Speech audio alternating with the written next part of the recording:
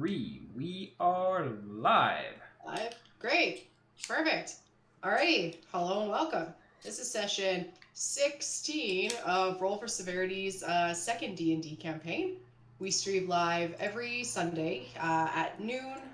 Oh, sorry. Yeah, the second Sunday at noon at noon PST here at twitch.tv/rollforseverity.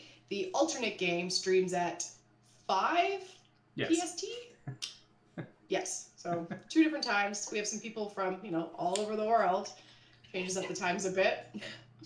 I am Miss Wolfinger, the DM for this campaign, and I am joined by my 3 lovely players that you see before me, Kit, Tom, and Giggle. Before we get underway with this campaign, there's a few quick things to go over. First things first, each month we donate a portion of all income generated by Roll for Severity to charity. This includes that from bits, subscriptions, direct donations, and then any sales from the Roll for Severity store. This month's charity is the BC Children's Hospital Foundation. It's a foundation supporting British Columbia's Children's Hospital and researching ways, they research ways to transform and improve healthcare for children. If it wasn't for this foundation, we wouldn't have not Nathan, the wonderful person who plays in Giggle's campaign. So you can check out their website at bcchf.ca or on Twitter at bcchf. We're very grateful for the work they did keeping that little baby alive. He's turned into quite the upstanding fellow. Right, Giggle? Upstanding is a word you could use, but I don't think it's always accurate. I'm just kidding. You're going to do it like this on an international broadcast? Of course. That's awesome. Well, he's pretty tall. If anyone was upstanding, it'd be him. Yeah, he's a beanstalk. Yeah. So having previously mentioned the store, Roll for Severity has one. It's got your standard cool swag, masks, mugs, t-shirts, baby clothes. It's up on tpublic.com/user/roll-for-severity, and there's a link somewhere below the stream for easy access. The last point to talk about is that this is not a pre-made 5th ed campaign. We have varied rules, we use different player mechanics, and we make weird in-game adjustments. So the rules as you may know them are not going to be the ones we necessarily follow. So fair warning, much like making tea, it's about to get homebrewed up in here. I think there's no other announcements. Nope. So to my players, in yesteryear, what happened last time? Banana slug. We did fight a banana slug. Banana slug. We explored a really fucked up castle. Yep. We met the friends of Umath, including Tyvek, son of Tyvek, no relation to the Tyvek who ruled Castovia City in the north. Yep, no relation. We also found a bunch of bottle golems. That's right, the clay golems. We saved 6 of them. The 7th one took an axe to the face. Yeah. Got better. He did get better. Oh yeah, we did manage to repair him, and then I filled him up with a potion of healing so that he wouldn't feel empty inside. Yeah, that's right. Yep. Went through the castle, going through the crypt kind of entrance to Adelaide's personal bedchamber. Before you found the group of rooters residing in the castle, before you fought the banana slug, before you found the little clay golems. The robot birds. Yes, Marsh took a bit of an interest in the little bird golem. Sorry. That you weren't supposed to be able to remove from cages. Didn't we convince the one in What's this we? The laboratory? Sorry, Marsh. Good point, Nick. I was not involved in this. That was all Marsh. Yeah. And a little bit of help from Naroke. I'm trying to remember. We managed to release the one from the laboratory, correct? That's correct. Yeah, it was had some malfunctions, which I'm probably gonna try fixing over time. Yeah, he was a wee bit broken. A little bit more agreeable to get out of the cage than the other ones who knew their prime directive. Yep. I think you got Marsh a random assortment of books that I can tell you a bit more about if you'd like. into the session, and for the most part, the castle was quite Gone. yeah, there wasn't too much to find there. There was The a front wild wall. pretty much included it. Yes, that's right. Yeah, so you looted the castle from what you could find. Eventually got through the front door, courtesy of Raptor scratching away at all the brush there, as the rooters were, just getting at peak hunger. And you escaped into the city itself. Does that sound about right? Sounds Yes. all right. Yeah, that matches up. Huzzah! Right. So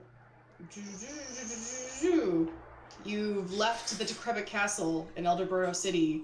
Its mossy, cracked stone walls disappear behind you. The air is quite refreshing.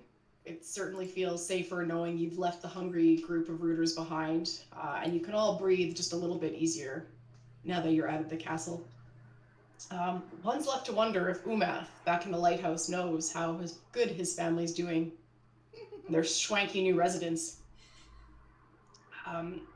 So being in the city now, leaving the castle behind, was there anything you guys felt you needed to do in the city, or is the plan just to book it back to Greenspire?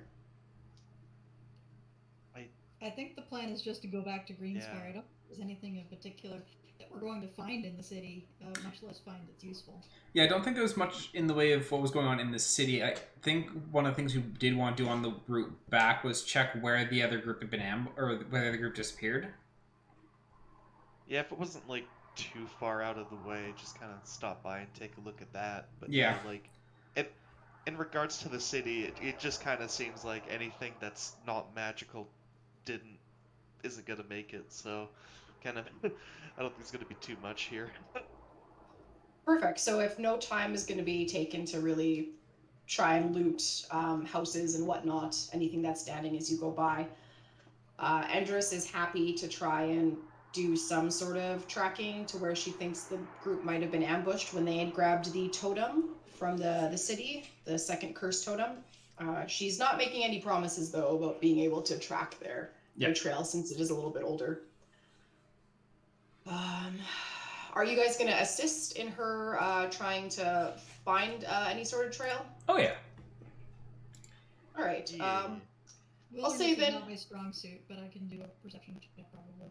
Yeah, absolutely. Perception or survival for this? I'll let you guys choose whether you want to do perception or survival, and Endress will certainly help out with that. That's a 10 from Dominic. That one from Naroke. Oh my god, Naroke, you see a pristine set of tracks right behind you, and like your heart just like skyrockets, like, oh my god, there's tracks here. I found them, guys. We got fresh tracks right here. They must be alive. And Marsh 14? Yep. Okay, so Marsh is going to kind of lead the pack on this one once you guys get past the city gates proper. Totems are, you pass the little totem slot, everything's fine. Whatever curse was there, it definitely feels dead now. And Marsh, you see a little bit of the jungle brush kind of stomp down in one direction. It's not clear. There's no tracks per se. The rain probably has washed them away, but it looks like the brush has been upset. And you can follow that for, I'd say, about 3 hours if you're willing to go with 3 hour. Actually, question before we follow that trail too far. The totems. If we take a totem out of the gate, does the gate seal again? Do you want to try? Yeah. Yeah, for sure. Yeah, go and grab one of the totems. So the totems that when you had left them, they were more on the inner side of the gate, but upon inspection, the hole that you put them in, you can reach through and push them so they're closer to the outer side of the gate, come back around so you're outside the city and grab it from there. Is that what Naroke would think to do? So he's not grabbing it from the other side of the gate? When we grabbed them when we put them in originally, we were on the outside of the gate. So would they not still be close to the outside of the gate, or did they shift? They shift. Okay, Naroke would probably not notice that they had shifted inwards and probably get outside the gate and just like reach his arm as far through as he could and try and grab them. You know what? That It's like, makes oh, sense. And you've That's got a a lot pretty long further in than I arm. remember putting them. Actually, I think you'd be able to grab them then if you're reaching at your full capacity. I got Um, long yeah. arms. If you snatch up a totem, pull it out of its little slot, and you guys hear a loud click, but nothing visual happens. Hmm. And these things aren't cursed anymore, right? Well, they shouldn't be. I removed it. Awesome. And I'm gonna grab the other one too. Perfect. You say unless the hole is a hole of ad curse, which I don't think it is. Well, we'd all be in trouble then.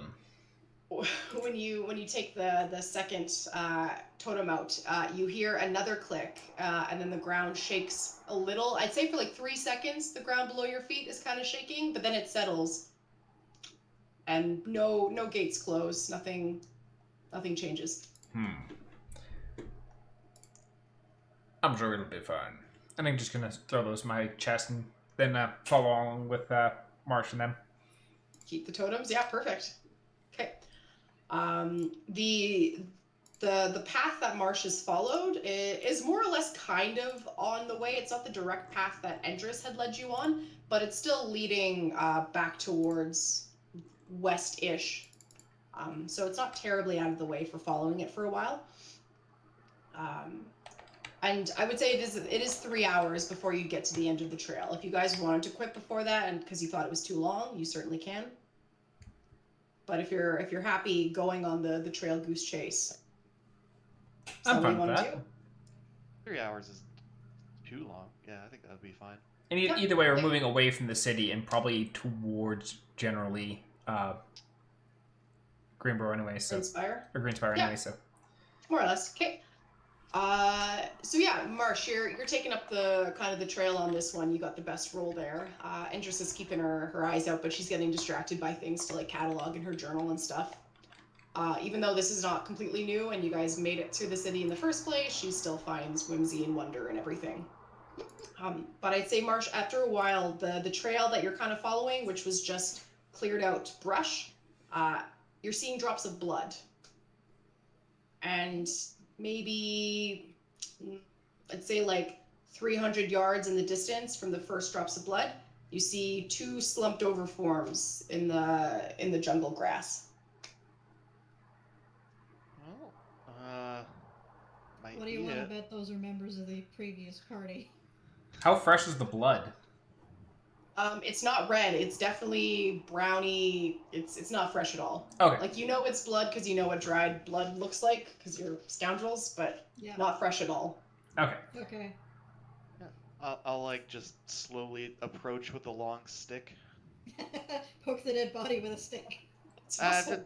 I'm still just making sure they're not gonna come up as, I guess in this place, plants and attack us. So yeah, I'll just kind of like slowly approach and boop it with a stick. Okay, that's fair enough. So you can't see the face of either one. They're kind of laying face down on the ground. But when you boop, it's kind of firm to the boop, but they don't stir at all. Naroke will go and roll them over. Yeah, I'll start doing that too. Yeah, you see, it's kind of grim. The flesh that's exposed, so like their faces and their necks and like their hands and wrists, has been kind of eaten by bugs and animals and stuff. Not completely, like you can still discern the face of an elf and a human man, but they've clearly been here long enough that the forest is trying to take them back to the earth. And you do know from your time investigating the mare that there were 2 people that were lost on the expedition out to find something around the city, the totems. Yeah, one of which was where is Wilma's sweetheart.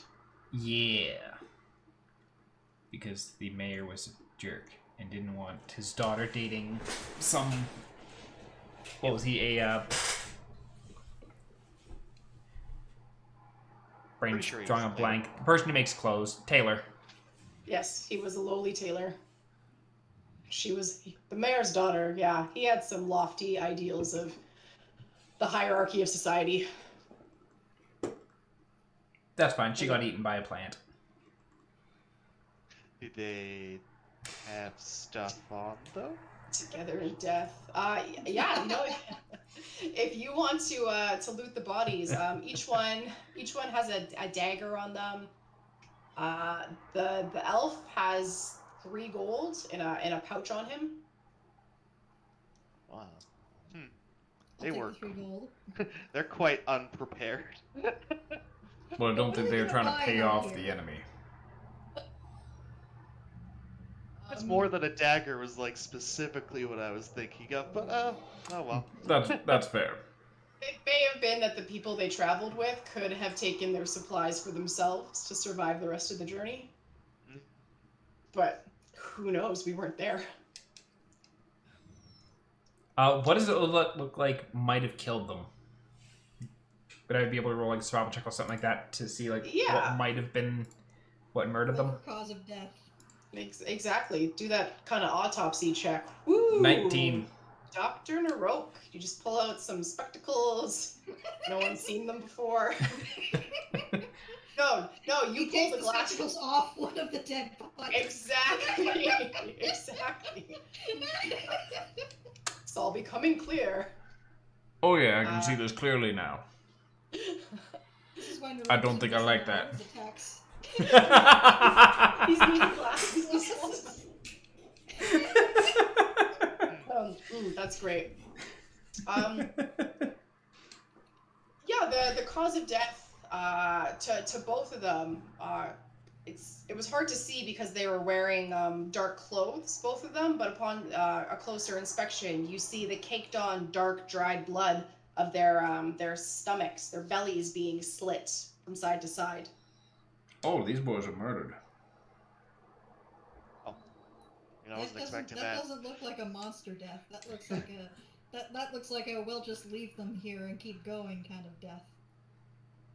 Yeah, That's rough. unless there's some like sword wielding vines out here, and just one fell swoop across the gut. But That would be crazy. I think that That's a murder. the mayor sent these 2 out specifically to die. Yeah. He sent those 2 out specifically to be murdered by the others. I feel less bad for stealing from the mayor now. Did we steal from the mayor? I think we Not did. yet. We're going to. I have Ah, Captain right. Keys. Technically, we did We're like going to what steal, twice. Like everything we can from the mayor. Yeah, basically. Fantastic. Well, that's Do we know how the mayor is appointed in Greenspire? I don't think you asked. Okay, because at this Okay, point, we're told. it's like, if it's monarchy, it's like, well, he's already lost the kid. He also murdered the kid's lover. So at this point, he's the last of his line.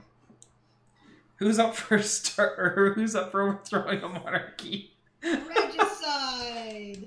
Marsh will start dumpster fire, like garbage fires outside. We'll rile up the crowd while you guys go in and, I don't know, do more subterfuge. That worked last time. Except the mayor's no longer sick and avoiding everyone now, so the people are less likely to get instantaneously angry.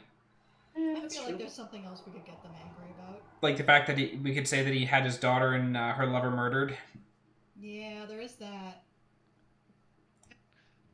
Well, I'll have to find out how much his daughter and the tailor boy was liked in the city. Fair enough. Marsh is gonna get a career in politics. Yes, we will elect Marsh mayor of this town. And then at the promptly end of the leave. World Quest. See ya, suckers. I don't have to See you stay later, here to be. fuckers. I don't have to stay here to be mayor, right? You just you point a region and then you leave. And then every once in a while you show back up to collect taxes and then leave again. Oh Yeah. my god. We could just go around the country installing Marsh as like the monarch of various places and do our rounds to collect yearly income. That's a great idea. We'll just buy out the heroes of the shard, and then that'll be our win. But see, we don't even need to buy out the heroes of the shard. If we take over enough places, then like it'll be the kind of situation where it's like, oh yeah, because we now own this place, So we're gonna command you to go do this, that, and the other thing. My first decree as Lizard King is to make the Heroes of the Shard illegal. Don't ask how I could do that. Decree as Lizard King. Yeah, that's great. I, for one, Well, hail we'll our lizard overlords. We'll see how far you get into that. It'll be our B. Plan B. Yep. Yes. Just in the background. Ongoing. Just slowly, changing the course of the land each town you go through, spreading the good word of Marsh. I just have to take the mayor's hat, right? That's all I have to do. That's how that works, yeah. That's pretty much how it works. You're mayor now. Whoever has the biggest hat. He really murdered the Tailor's boy just because the Tailor's boy was making a bigger hat than he had. The mayor needs the fanciest hat. Naroke's logic is so weird. Well, it's linear. I get it. I get how you get from that to that. I just wouldn't think of it. Naroke's progression from A to B is perfectly logical. It makes absolute sense. If you don't think about it too hard, yeah. As long as you don't think about it too hard. Which is pretty much at all. Alright, so these two boys are murdered. They got moited. Yeah. Clearly moitered. Might actually be the daggers that are there as the moiter weapon. How much blood's on the daggers?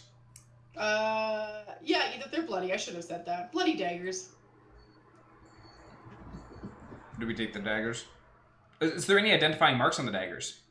One just looks like a crummy old normal kind of dagger, kind of chipped, kind of rusty. The other one is very finely crafted with studded leather handle and little flowers etched into it. No initials or anything, but just beautiful make. Weird that it was just left to the jungle. I'm gonna take that knife. So super fancy dagger. Yeah, super fancy dagger. Any unique identifying, aside from the knife, anything that could be identified as belonging specifically to the boyfriend? Yeah, he has a, if you're kind of moving things aside, he has a necklace made of seashells. Okay, I'm gonna grab that as proof of death. Okay. Also add that.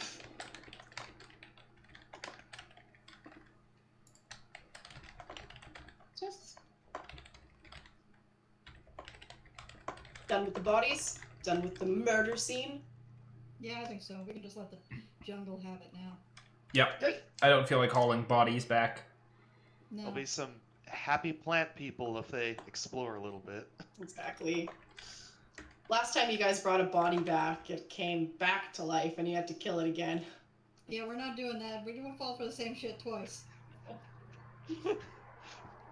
Though if we really... Setting up for more funerals? Yeah, I think at this point it'd be better if we needed to take a body, to take the head. Yeah, can't argue with that. Later to carry as well. Very, very later. If you guys are amenable, whatever. If you agree with it, thank you. Endress is happy to take the forefront to get you back to Greenspire.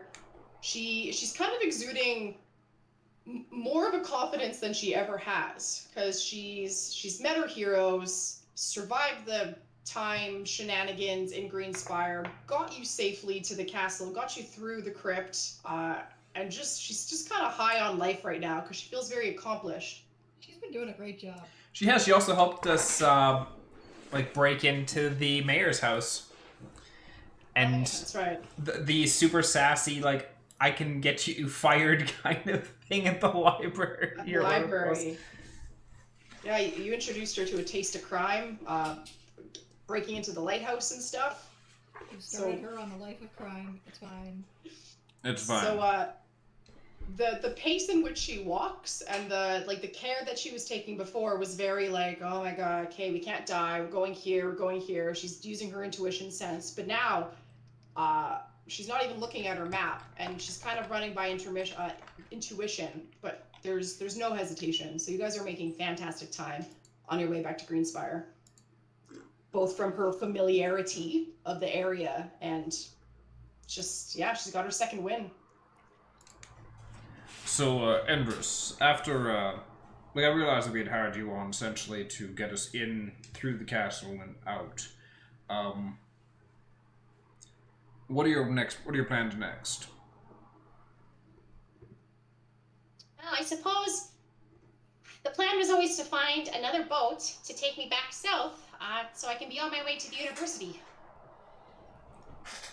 Or do you really feel like you'd be happy just being behind a book again? Behind a I think desk? so. I love being behind desks and books. Well, so much for that idea. Darn. Books trying are to good. She pushes That's- up her glasses and like brandishes her journal and is like, I have so much to record.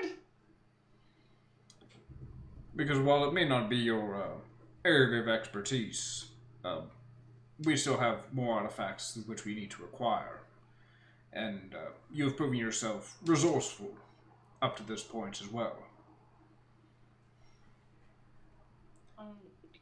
And she's just gonna like a little blush just gonna kind of creep onto her cheeks at the compliment from Sir Darwin of all people. And as she's just kind of like the wheels are turning, you can see her eyes just kind of like trying to piece together what she thinks you're saying, but she doesn't want to get her hopes up. She's like, are you implying what I think you happen to be implying? Motion? Am I? I'm just gonna look over at Nick. I mean, I guess I look at Nick Nick is was still saying like- promotion. You can see Nick drawing a diagram in the air to try and figure out what this conversation's been about. It's like that lady with the calculus. Totally. He's like, I think Naroke's offering you a job. That's the one. You want me to continue traveling with you? I mean, yeah, that does sound like it. You would be very useful to have around. Interesting. It will be very dangerous, though, is the thing. Of course, yes. This whole trip was just fraught with peril. It was so fascinating. Do I have to decide right now? No, we've got some time. Okay. Because I'd have to get some things taken care of and send some letters so my cat can continue to be fed but yeah, I will certainly think on it. Well, take a think on that and let us know. Absolutely. Thank you. And she, as she continues to take you into the night, sun is setting. She's got a bit more of a pep in her step while she's looking for a place for you to safely camp out. And camp out, I assume you do Oh yeah. Yes. for the night. Bum, bum, bum, bum. Oh, hey, a map. Yeah, you don't need to read too much into We're it. all It's just you guys going are to die. Don't worry about it. Just You're don't gonna- worry about it. Don't You're gonna- worry you're about gonna be the out of- battle map. You're gonna be out of the jungle soon, so I wanted you guys to have this moment by your fire and just to kind of process and review that which is your life. So Mhm. I see me get a fire going. Yes. I see no fire, so we're just gonna light this tree on fire. You've got lots of thick kind of coverage all the way around here, and your only kind of access point is here. So you feel pretty confident that the area you found is secure behind you. And if anything wanted to get the drop on you, it's mostly from here above because the trees are so thick. Yep. Although with this much greenery around, I'm cutting a very big circle of turf before we light that fire. That's fair. And yeah, so the sun is setting. You're at the fire for the night, and this gives you a moment to just kind of recap about what you have on your possession, what you were able to take away from the castle. So Marsh, you had been inclined to grab the books that were in the best condition that you could find. Yep. Even though there weren't too many that were that pristine, you certainly found there were 7 books in other languages that you're still not quite sure what they are exactly. But in your haste, you did manage to get some other books that are in common. So you have 3 volumes of Divination for Dummies, volumes 1, 2, and 4. You have a book, Evocation as a Peaceful Means of Crowd Control. Okay, at that one. higher up on the list. And the last book, it's quite thick. It's small but thick, and it's The Complete Guide to Golems. I'll just maybe push the divination books in Entrus's location, just general direction, and yeah, I'll get going in the golem and the evocation books. Naroke's gonna pull up one of the balls, like, see if you can find these guys. And just probably screaming and flailing and explodes back in the chest. You pull them from the chest. Which one do you pull? I think you have black and orange in the chest. I have 4 in the chest. I have orange, red, black. Oh no, I have 3 in the chest. I have orange, red, and black. So The red one is the red one. I think used to be green, but then I filled it with a potion of healing because I accidentally chopped the bottle in half. Yeah, that's right. There's the green one that you Then I waited. had broke, And then we mended, and then I filled it with a health potion. Yeah. Which one do you pull out of the chest? I'm gonna pull out the red one. The red one. Okay. So I assume you're just kind of like shaking him by the neck to prove your point. Hold him by the like, find these guys, and then like stick them back in the. When you open the chest, the black and orange ones are like clamoring and very angry and probably cursing at you, but you can't understand them. And I imagine you quickly grab the red one, close the lid, muffling their screams. Yeah. The 100%. red one, not really responsive.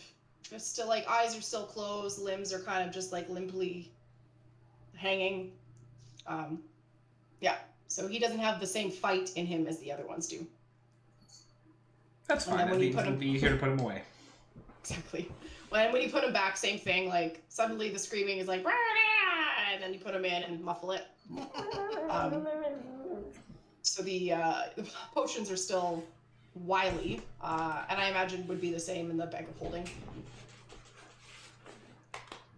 Yeah, I'll kind of. I guess I'll start with the golem book first because we got an interest in those potions. Marsh, Brooke, correct me if I'm wrong. I believe you do not have 2 third-level slots for spellcasting. No, not. Oh wait, no, I don't think so. You don't think so? Okay. So as you start to peruse the book and you get past the foreword, I do. you take 3 points of psychic damage. Oh boy. Well, my lizard brain don't like this yet. Yeah. I guess I will close the book and save them for later if I get like an inclination. I just wasn't quite ready for the book yet. Yes. Did you find them? Not quite yet. I have some I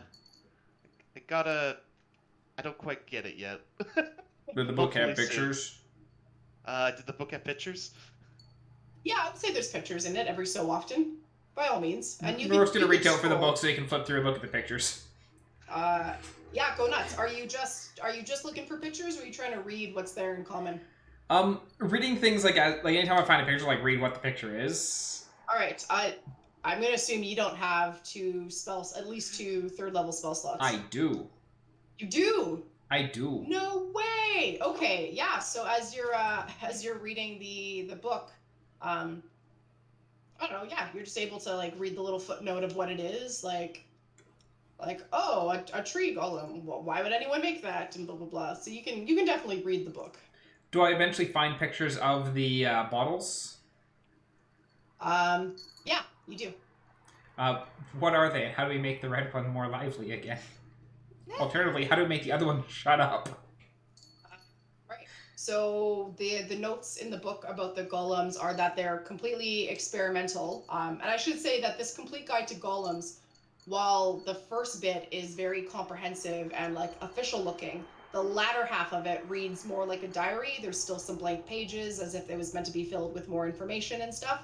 And the clay golem potion things are in the latter half where it's read as like experimental. Okay. So the notes there are that giving them free will proved interesting because they tended to break themselves more often than like they were expected, and just how like it was a success all things considered, but after time they grew to be more of a nuisance, and the project was canned to make potion golems. Okay. They existed to bring themselves to their masters when they were needed, but were so wily and clumsy that they would often break on the way to their creator.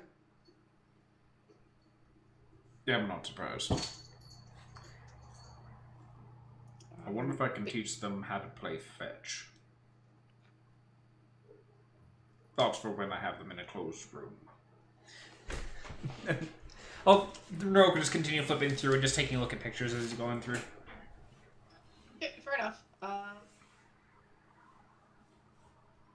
Yeah, you see the birds, you see tall golems, just your usual golem fare you can probably find in there. Is anyone interested in like looking closer at the potion golems that you have? Or are you just gonna file that away for later? I have washed my hands of dealing with those things entirely. They creep me out. Well, Naroke was about to drink one when he That's first his encountered problem.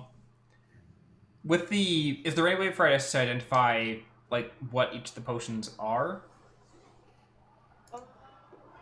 Did Endress have identify? Marsh, do you have identify? Marsh has identify. Marsh has identify. We even Yeah, procured but- Marsh a Pearl. Yeah, we can kind of just go through, especially because it's right before night, to cast Identify.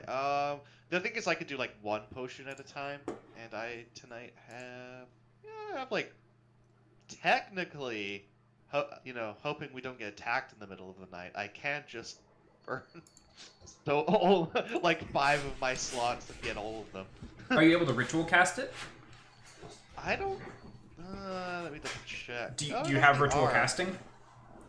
I think I do. I think we went through it before. Yeah, it has a little R for ritual casting. So then. Yeah, I think you can. Yeah. Then actually, I could do this without the spell slots. It just will take the 10 minutes.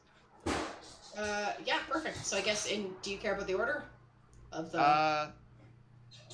Let's start with orange, just so I can Orange. go through the list of what we've got here. Yep. For sure. So the orange one, when Naroke kind of opens the chest, he jumps out but doesn't run. Just kind of like thumps on the ground and looks like arms poised to punch at you. Now for identify, do you need to hold the thing or can you just use your lizard eyes? Let's see here. Must touch throughout the casting of the spell. Okay. So I'll be holding it for like almost the entirety of it. Hopefully. That's fine. So like it swipes at you as you go to pick down the long neck of its like bottle. It's an angry cat. But it's got stubby arms and legs, so it's not hitting anything. It's just swinging at air. I'm actually curious, like, what do like the arms like look like? Are they also made out of glass? I was kind of picturing like stick figures. Fair enough. So like skinny neck, big bulbous kind of body, and then like chubby baby arms almost, like really fat rolly arms and legs. Made out of what? Glass or clay? It's clay. Little clay golems, okay. and then like little faces on the front that look like they were like just crafted out of clay. Some of them have big lips, some of them have sunken in eyes. Mr. Potato Head. Yeah, exactly. I think I can picture it. My mind was filling in a lot of blanks there. Fair enough. Yeah, when you say say the stick figure arms, like my mind is just going back to the animations where it's like mundane objects, but then they did like the eyes and the stick figure arms, like the mulching machine is like grabbing sticks and like shoving them into its mouth. Awesome. I know what thing you're talking about. It looks great. I'll do one kind of retcon caveat of what they look like. I'll say that their bellies, there's like a little part of it that's glass, so you can see the color of the substance inside. Okay. So like a glass belly, but the rest of it's made of clay. So orange, that was what we were doing first. So as you pick it up and it's swinging, it's angry, it's kind of going like, it's whatever, cursing at you. Marsh, you can tell this is a potion of fire breath. And I will post all of these into the chat so you guys can have it all after. Okay. You know that after drinking this potion, you can use the bonus action to inhale fire at a target within 30 feet of you. Inhale fire or exhale fire? Or sorry, exhale. Yeah. The breathe out one. My bad. Inhale is very different. But You can inhale fire at an opponent. It's like... I definitely wrote inhale, and that should have been, there we go, EX. Exhale fire. Yeah. Fire suck potion. Actually, that wouldn't be bad if someone cast a fireball at you. You turn into Natsu from Fairy Tale, you can start eating fire. It's fine. potion of Kirby.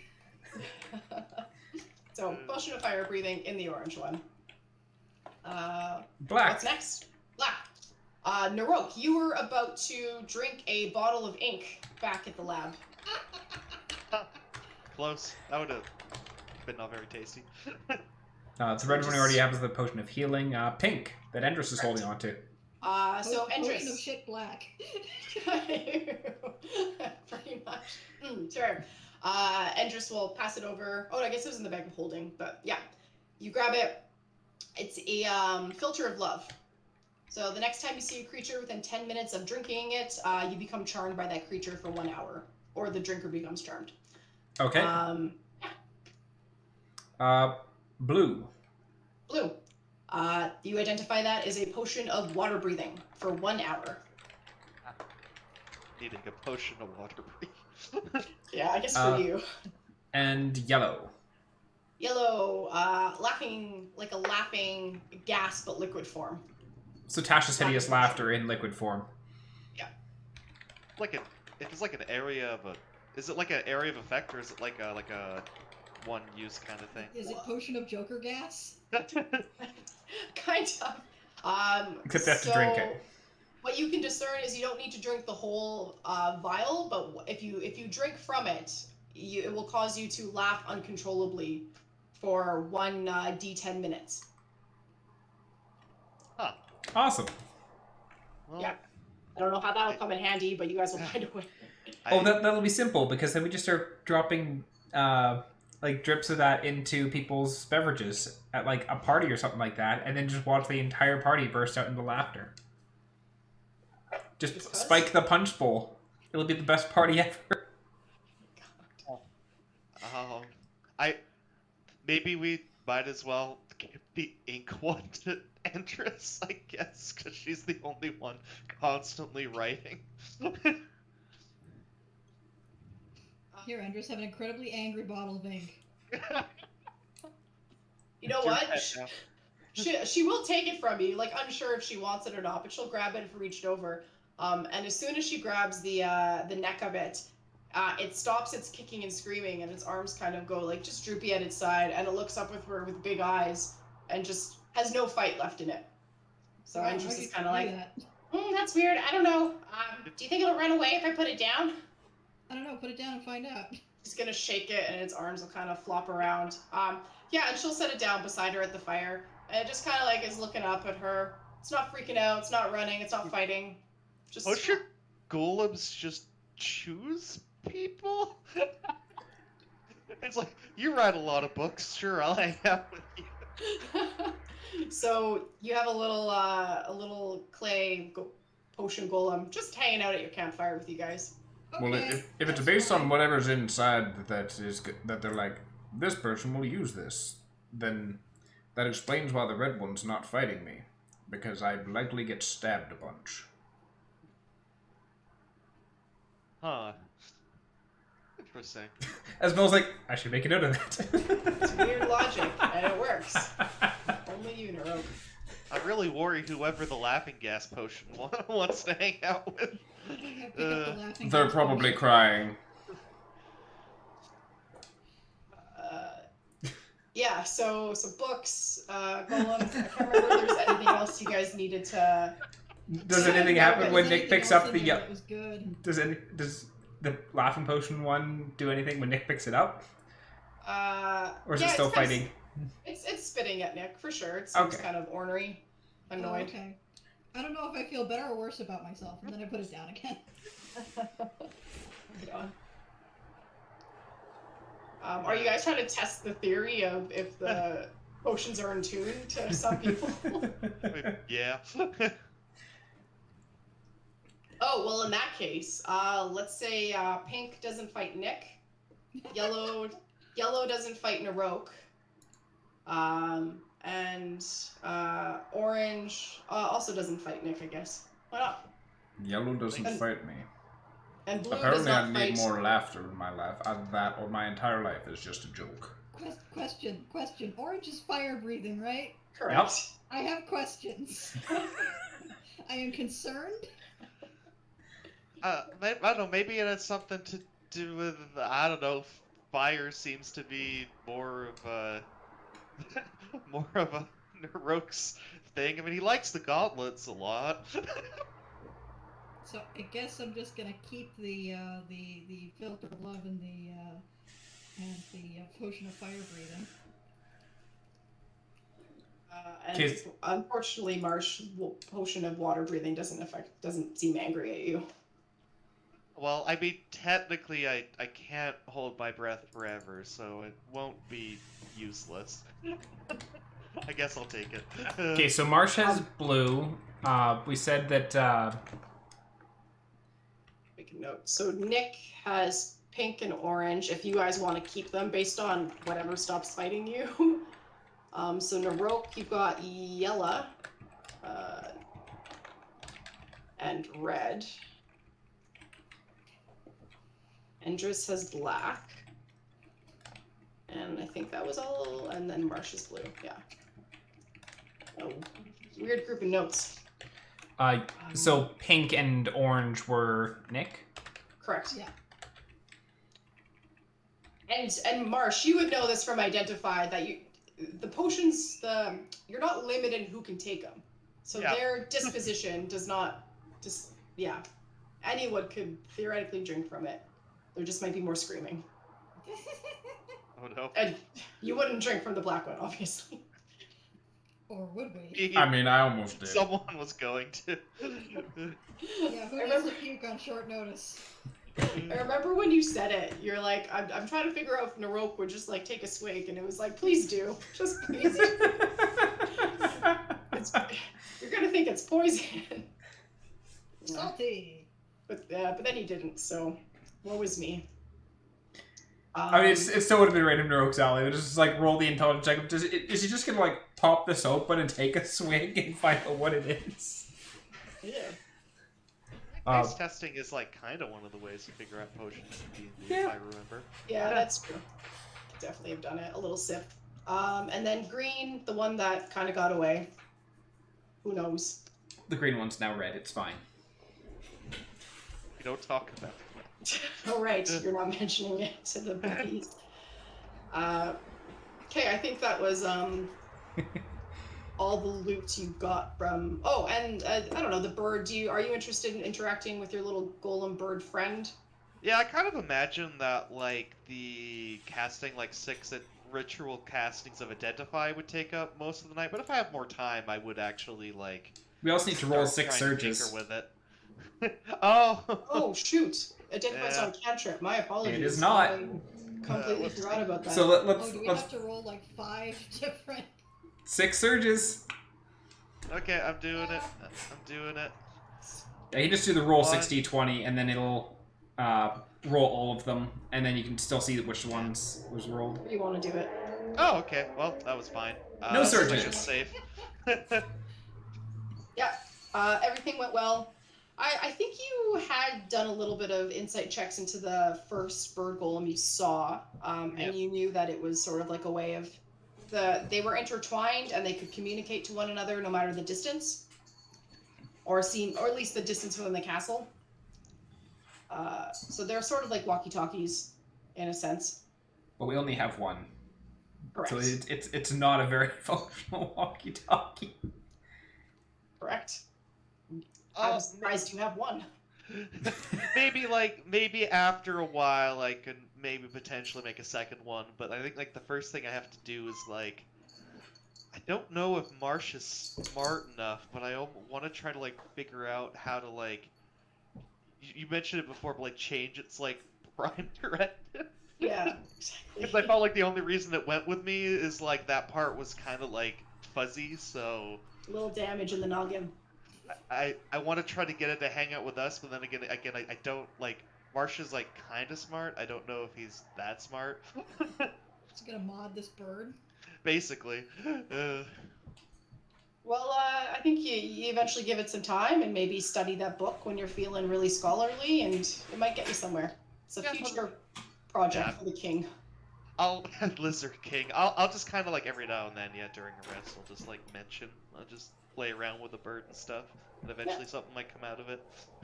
Yeah, for sure. And the bird, if you have it out, it's still friendly towards you. It's not really smart. It kind of just says things that are obvious, like there's lots of green here.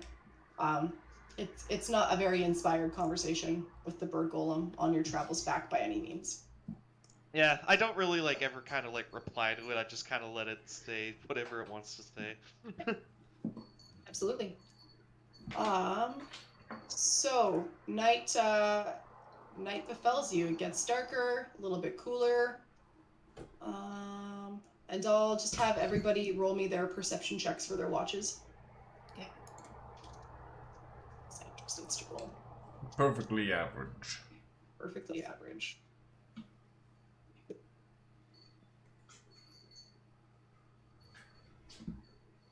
I got a 6. Got a 6. Pain. Oh yeah, sorry, that was a 10. I see. Yeah, all right. Night comes and goes. You hear a lot of creatures in the night on your watch, Nick. So you're kind of on like high alert, but you're looking the wrong direction of the noises. Because it's, I don't know, sound travels weird through the trees and the vines and whatnot. But the night comes and goes, very uneventful. You guys are up by early morning to pick up where you left off on the road to Greenspire, feeling really good. Endress is still mulling over the offer that you made. And you're making fantastic time to Greenspire. She was certain the week's journey to get there is going to take way less than a week to get back. And sure enough, within the 5th day of your travels back west to the coast town of Greenspire, the small gates come into view. There's 2 guards stationed there, and they look up in interest at your approach. And when you reach them, the lady of the duo whistles loudly and says, "I'm impressed you made it back, and with all your limbs no less. You heroes really are something special." We do what we do well. She kind of tips her head down and like looks at her buddies like, "You owe me 5 gold." And he's reluctantly pulling it out of his pockets, and he's coming up empty and is like, "I'll get you back later." Naroke just kind of lean forwards, like, "You'd better," and then carries on. Oh, he like perks right up when you direct that at him, and like he's just like, yep. He didn't think you'd get involved even slightly, so. And the lady looks really smug. So entering Greenspire, Endress will even point this out. You have made it back before the Highland Blush is set to return. It's still about 6 days, considering you asked it to leave for 2 weeks before heading out. It's about 6 days away. That it's still going to be up north at a port town to avoid being spotted by the actual heroes should they have made it to Greenspire. So the Blush is not waiting your return, but... And no other boats are waiting our return? Oh, I don't know. Are you going to check the docks?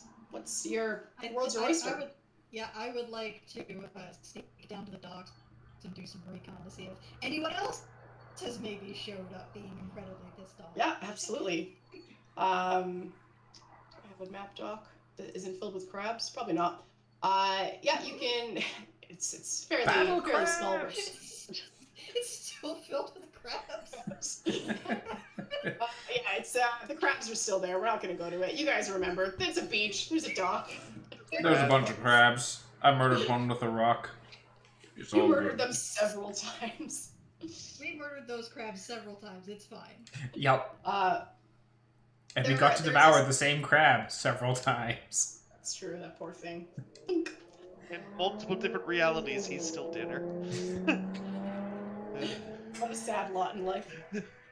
There's a couple small boats, like tiny, like one's a rowboat, one's bigger than a rowboat, but still really small. So a couple new boats that you don't really remember seeing before, but they could be just belonging to people of the town, perhaps. But nothing big, nothing grandiose, nothing eye-catching. Based on boats there, you can ask around specifically who they belong to if you wanted, if you felt so inclined. Yeah, I'll just see if I can insinuate myself into the dockside gossip to see if there are any interesting new arrivals. Yeah, for sure. So there's like a grizzled-looking man with really chapped hands and chapped lips, and he's coiling up some rope that are just hanging out into the water, and he's tidying up the docks a little, chatting with someone standing down on one of the ladders leading into the water, who seems to be repairing something under the dock. I don't know. I think that's what dock people do. He's the one guy that's kind of on the ladder banging at something. He's talks about a pretty new face in town. Real looker, that one. And the grizzled guy's going like, "Oh, you ain't got a chance, buddy. No chance." I'm going to saddle my way up to this conversation. Try to look as with it as possible, considering how I'm dressed compared to probably how these guys are dressed, and be like, "What's this about a pretty new face in town?" Grizzled guy coiling the rope is gonna stop. Kind of startled. Didn't hear you at all because you're a sneaky rogue. And just stop. New lass in town. Hopefully she stays long. Pretty types never seem to though. She coming by ship then? Nope. Didn't pass through these ways, unfortunately. That's a shame. They say she came on foot. Huh. He's still coiling his things.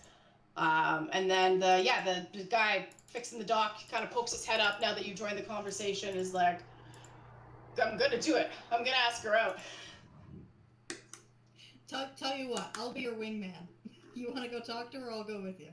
Oh, hell yeah. Yeah, his eyes are wide. He's like, could we go now? And then as he's like thinking, "Can we go now?" The guy holding the rope just gives him this like, like, don't you try and skip out early.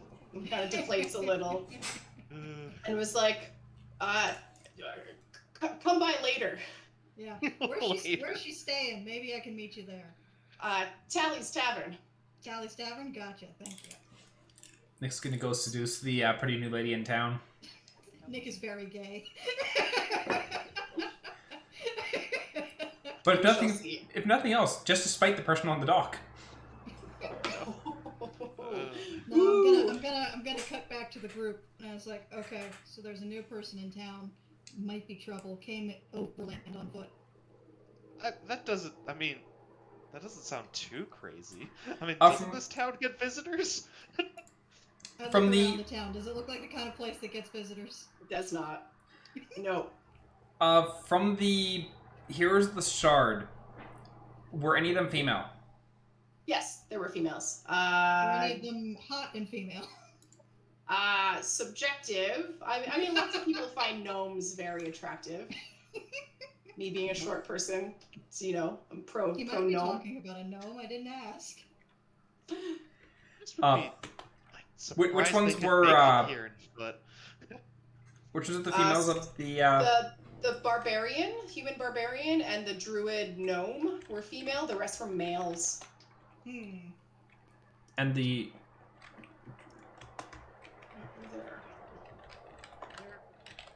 okay, so and then what race was the paladin? The paladin was also a human. But was frequently referred to as tall. Yep. which is why you're passing yourself off as them. Yeah. And then the cleric. The cleric was an elf. And then the last one was a halfling rogue. Correct. Gentleman, halfling rogue. Well, I guess we need to go up to Tally's then and find out whether we've got a gnome, or a gnome druid or a human barbarian who just strolled into town.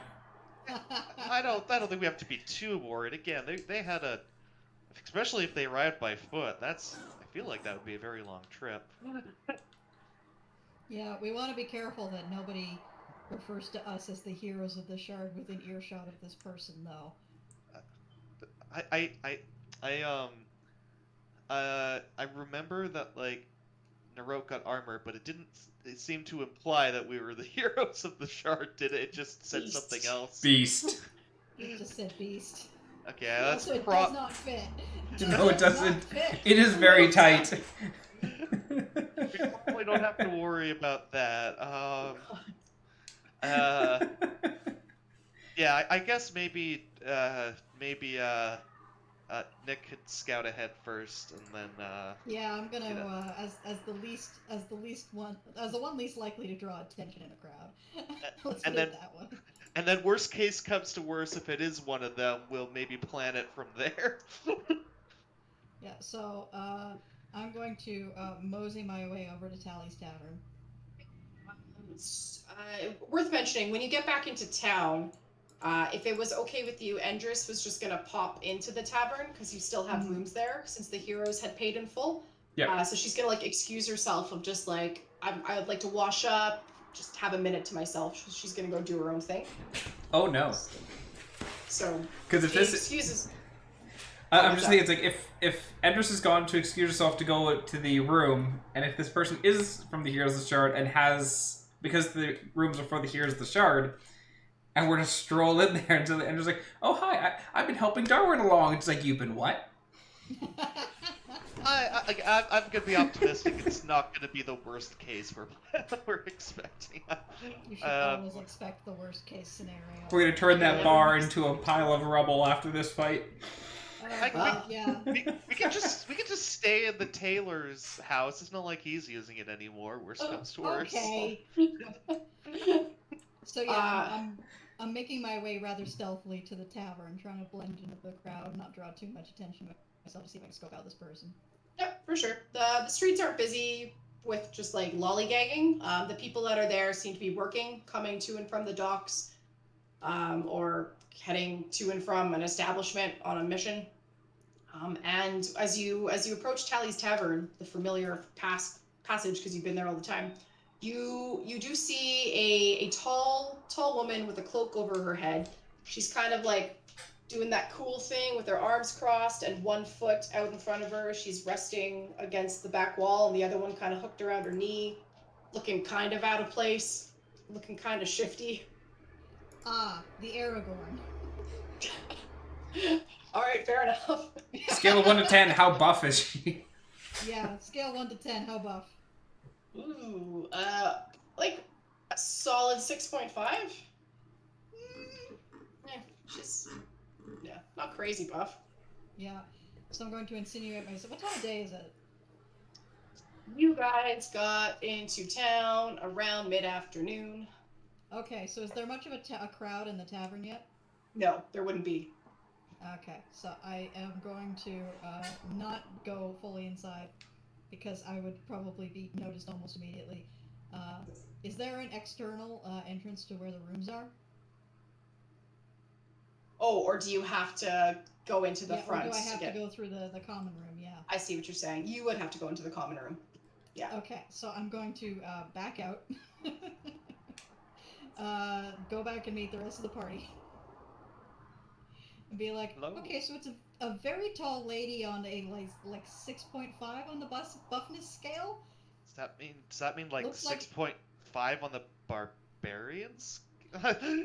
I'm not sure. She's got a cloak on. She's being very mysterious. That screams adventurer to me. I mean, I could. Now, just is go she and tall in ask. comparison to, like, you, or is she tall in comparison to me? Okay. She's tall in comparison to me. Next Okay. to you, I don't know. I would have to see you standing next to each other. Everyone above a certain height for me is just tall. I don't make any distinguishing.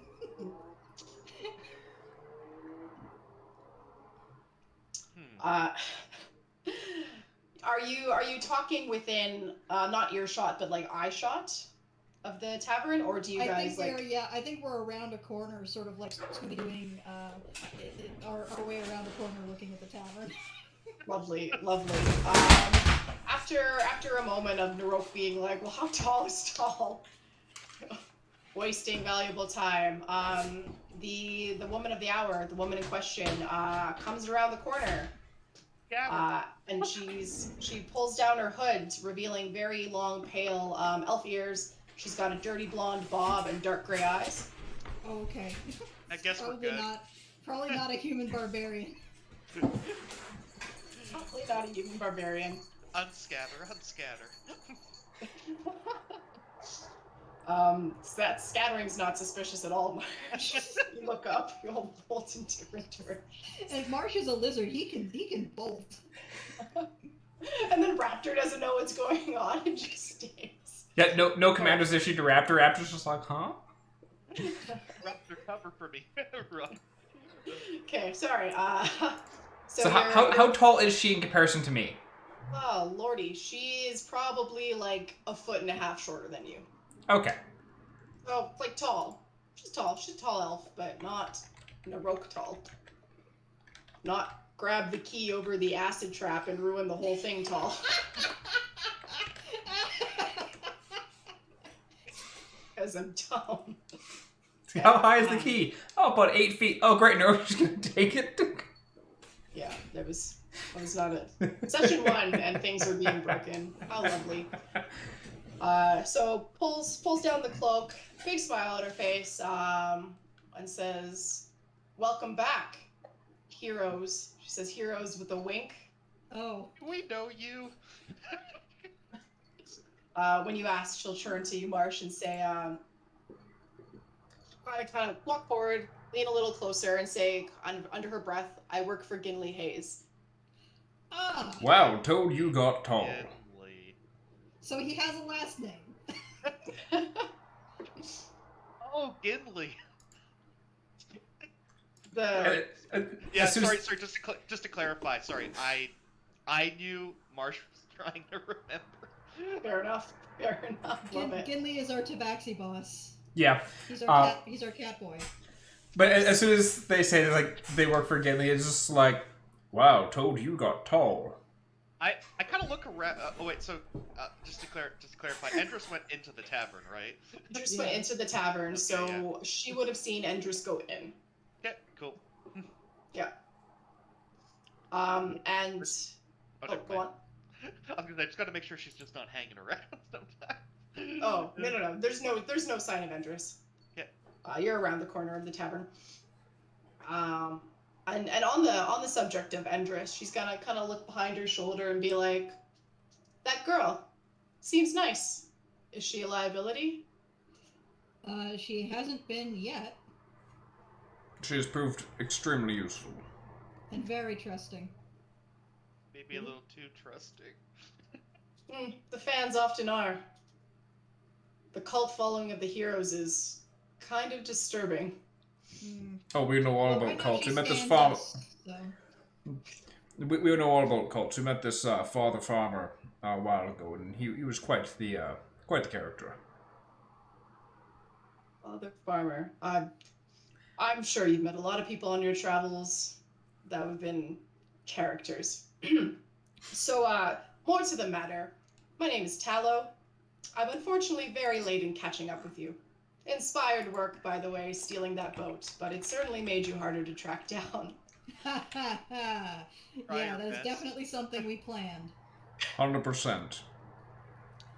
She's not necessarily buying it, but she gives like a smile, like, well done, well done. I have +10 to deception. Let me roll.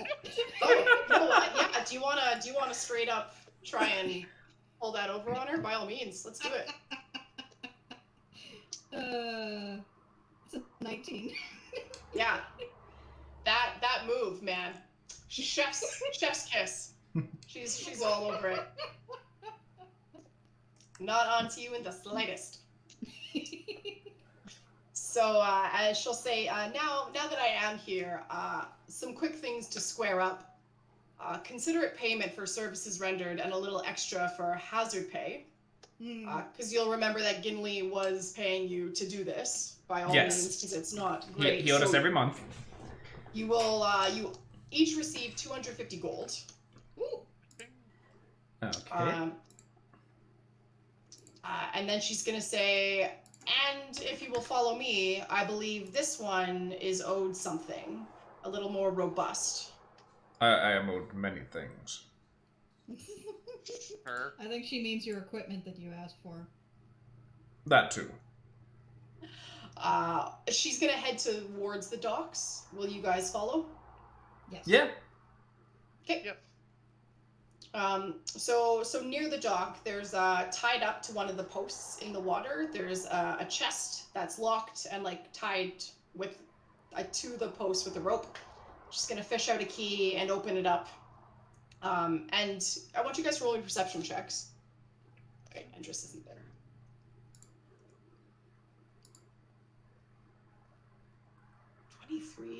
23. Whew.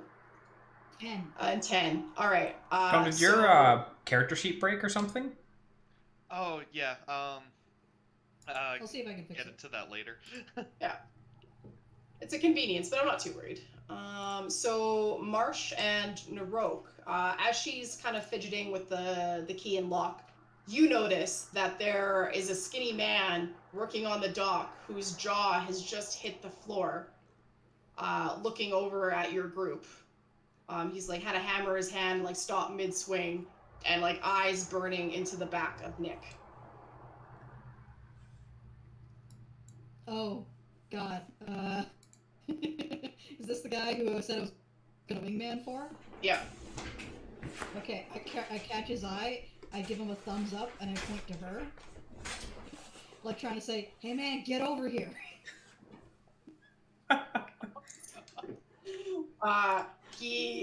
He drops his hammer into the water. It makes a loud splosh. Splosh? Oh my gosh. Sploosh. And his partner, who was busy hauling up some net or whatever, kind of looks over at the splash. And this guy has pulled himself off the ladder, and he's trying to book it. And he reaches over and grabs the scruff of his shirt and pulls him back down. And he's having a very like intense conversation, like getting the scolding of a lifetime. So he is trying to run over to you, but he has been body blocked. I nudge Tallow and I go, do you have a cover name? Saris. Saris, okay. There's a guy over there that has a huge crush on you.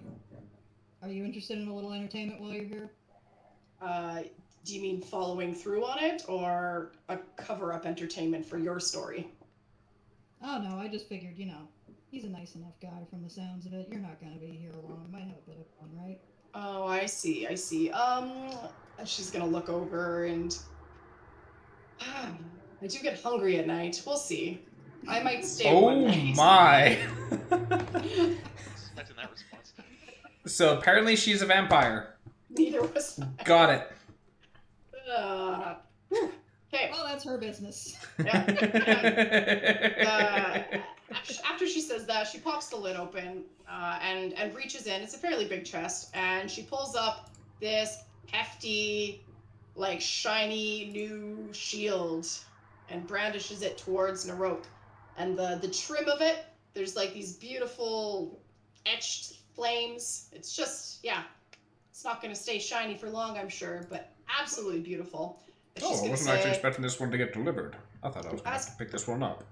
Nope. Gimli has his ways. He's not always on time, but he has his ways. She's gonna pass you the shield and say your shield of searing. Be wary. It has a command word, Ooh. and once you've uttered it, there is a chance that in addition to burning your opponents, it might burn you as well. I'm very accustomed to being on fire. She's gonna look to the other two and be like, "Really?" Yeah, he is. I kind of He like really lightly is. nod. Don't worry about it. Match made in heaven. So we can attune it to you. The command word is yours to choose. What would you like? Let's go with something easy to remember. Burn. Burn? Yep, burn. B-U-R-N. Burn. All right, burn. Okay. So she's gonna put her palm her one hand on you, one hand on the shield. Kind of close her eyes and do some internal magic stuff. Her hands glow a little. And then she steps away. I will also put the stats into the chat on break, so you can have it. And then Dominic, she's gonna reach down into the chest, grab something really quick. We sorry, Naroke. may have lost audio for Kit. Oh. Fiddlesticks.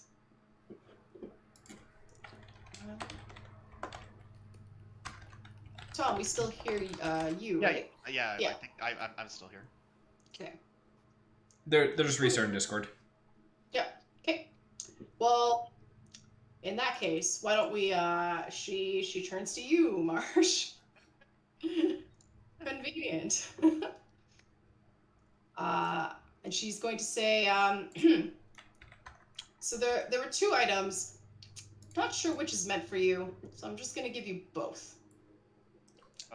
Okay. Yeah, this bag here, and she's gonna shake this bag. It was tagged as magical. I don't remember the specifics of this item. I don't remember if they even told me. We'll get to it in a sec. She tucks it under her arm. This, and she holds out a pair of gloves that have like the knuckles cut out of it. These are arcane trickster's gloves, and she'll hand them to you. Yeah, I think I know who that's for. Yeah, so these gloves allow any use of Mage Hand. It will turn invisible. So a bit more utility for spellcasting. I'll also put the stat blocks for it in the chat. Whereas Mage Hand can usually only do really simple tasks, you can do anything that needs like a roll. So stealthy actions like pickpocketing or sleight of hand and stuff like that. They will just, you would roll your Arcana score to see if it succeeds. Then she'll take the bag, and it looks identical to your bag of holding. And she's just gonna say, and there's also this, I guess. I'll look into this a little bit more out of sight and see what I can make of it. Thank you. And then we would get to Dominic, but perhaps we. What do you think, Giggle? Take a little break to see if we can troubleshoot. Yeah, let's take a quick break, see if we can do Early some break. troubleshooting on that, and then we'll go from there. So we'll be back in a little bit. Thanks, guys.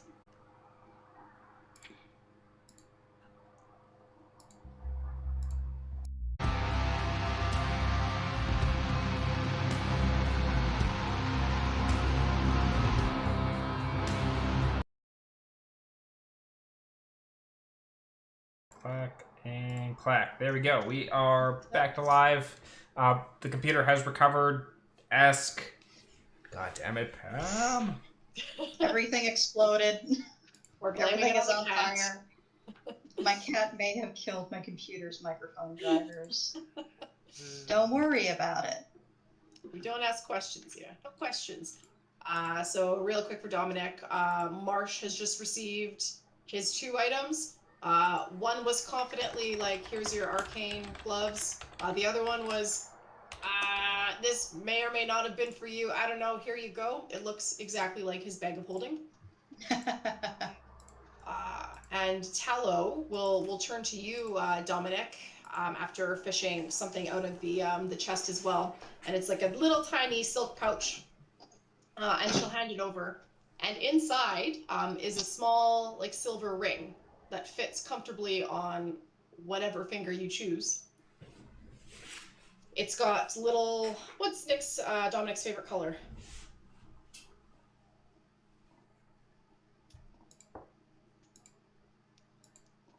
Hello? We cannot hear you. Oh no! What's your audio, man? Oh no. We have lost the ability to hear. We have entered the Twilight Zone. Oh, they blue screened again. Okay, so then the problem is... I don't even know what the problem is. Pam. Pam probably got angry after having been neglected for so long. We watched this computer die in real time. Yeah, Palmer's probably just like, I am angry because I was left somewhere else, and then you put me on a boat and shipped me across the world, and now I'm just like going to like devour your computer. And the cat is suffering from jet lag, chewing on the cables. Well, we'll wait for that to come back. There is other cat that is less spiteful. Kitty, Stitches. Hi, Stitches. Aww. Is the collar still so small that it needs to be cinched at the back? Stitches no longer gets her feet caught in it. Oh, okay. That's good. So it's no longer tied behind her head like it was before. Kitty. I've kind of been. I think I've kind of been a little bit out of the loop. Is that a you, kitty? Yes, this is my second cat. This is Stitches. Whoa, nice. Cinder's currently sitting in the window. Yeah, she's precious. Yeah, I got a second cat because eventually I'm going to be back at the office, and so it's like Cinder definitely benefits from having a playmate around, and so I adopted a second cat, and Stitches has been getting used to being in the house, and had her now for... Check. Am I alive? You're alive. Yeah. Welcome back. I am so sorry. It's all good. I had no idea this computer would pick tonight to just fucking die. It's all good. Technology, Just man. be like that. Yeah, 2 steps forward and a bajillion steps backwards sometimes. We've all fought with it. Yeah. Dominic, Hello, real kitty. quick, what's your favorite color? Green. Green. All right. So yeah, there's like what's a green gem? Emerald. Emerald. Wow. Emerald. Emerald. And Peridot. So there's two green gems in it, light green, dark green. She hands you the ring. Fits on whatever finger you want it to fit on. Cool. And she'll explain it's a ring of second wind, so it gives you advantages on your initiative checks. Ooh. And once per day, you can roll your hit die and gain that back in HP. That's sweet. Ring of second wind. Ring of second wind. And that gives me advantage on initiative? Correct. I will also paste this into the chat as I did with the Uthers. Hey. Bada bam, bada bam. Okay. Yeah, so Tallow will afterwards close the chest. She'll lock it back up, give it a pat for good measure. She'll turn to you, Marsh, and say, just be careful with the bag. It's kind of starting to smell. I really don't know what's up with it. Well, Who did you leave inside? No one, I assure you. Not my style.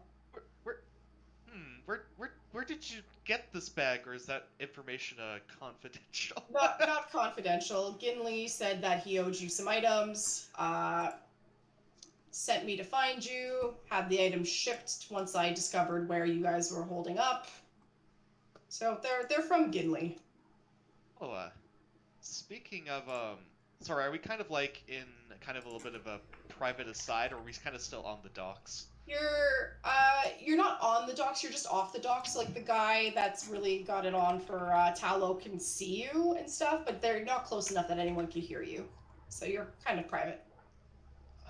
So do you know maybe if you're talking to Ginley, do you know where's next in our little adventure?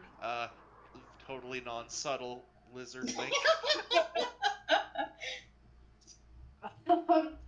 She'll kind of hum and haw and say, he hasn't mentioned anything to me specifically as far as what artifacts to find next. You could go north, you could go far east. He would know more. I do have something a bit pressing that's not quite related to the journey you're on. The heroes that I know have finally procured a boat, and they are on their way to Greenspire. Hopefully, our boat's gonna take a couple days to get back. I don't think we have a couple days. Oh no. So I, presumably, a couple days your boat will be back. That might not be enough. Like 6-ish Yeah. days. So what I do is I'm a planner. That's kind of my shtick. This whole delivery thing, not really for me. I'm a planner. Contingencies. I got something for you. I have a way for you to get to your boat, the Highland Blush. Again, well done. Mwah. I can get you there. There's a train leaving from a port city a day from here. That train will get you to Oster Bay, where it's docked, within a couple days. The heroes come here. No sign of the Blush. No sign of you. You're on your way. You take the boat wherever you want to go. Do you think That sounds very useful. Do you think the heroes are gonna go to the castle and pick up the artifact, as I do in quotation marks, or are they after us specifically? That's a great question. I imagine they have no choice but to go to the castle unless someone here can tip them off that you've already come and went with something in tow. I think it's not worth it for them to potentially leave it behind if you haven't been successful. Which is Okay. why I was wondering about your little friend Endris and if she was a liability. Well, there's already docs in place of her coming along further, so she wouldn't be left behind. Okay. That's I leave it up to your discretion and your judgment if you decide she lives. Which is great. You better even, obviously. Living is great. I feel I like sure- killing her would draw more attention than it's worth at this point. I think you're probably right. I sure like living too. I'm sure people have seen her face around here if suddenly she's gone. It's Anyways, awkward.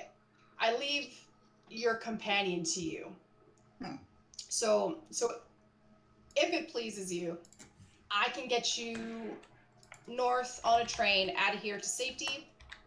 Really your choice. You could wait out the Blush, wait for the Blush here, try and hide from the heroes. If they come in the 2-3 days that I think they'll make it, you can skip town on foot, going your own way if you want.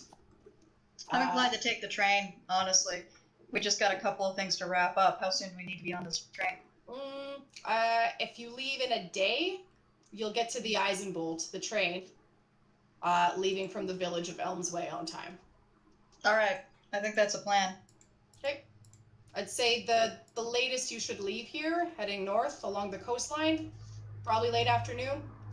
Late afternoon tomorrow? Got it. Correct. Yep. And so she will, since you seem agreeable, pull out some tickets.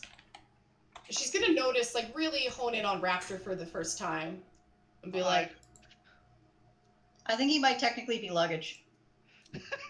Yeah, he can pack very well. here's hoping. I only have 3. I didn't know about this. Although, when Gimli said there were 4 of you, I kind of get it now. She's gonna hand out the tickets to you, Dominic. Wait, so So Okay, she I will- gave us 3 I will- tickets, and there's a total of 5 of us, including Raptor.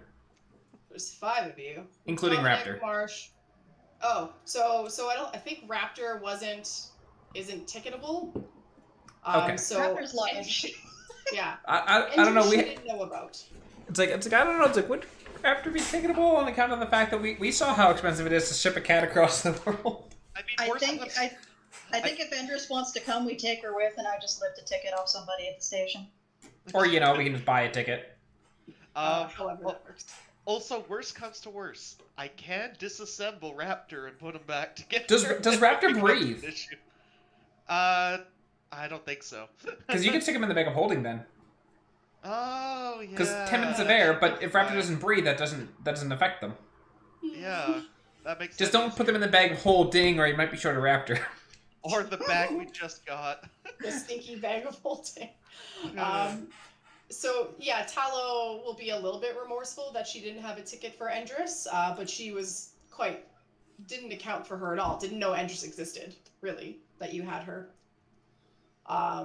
So yeah, 3 tickets. It's up to you how you work around Raptor and Endris.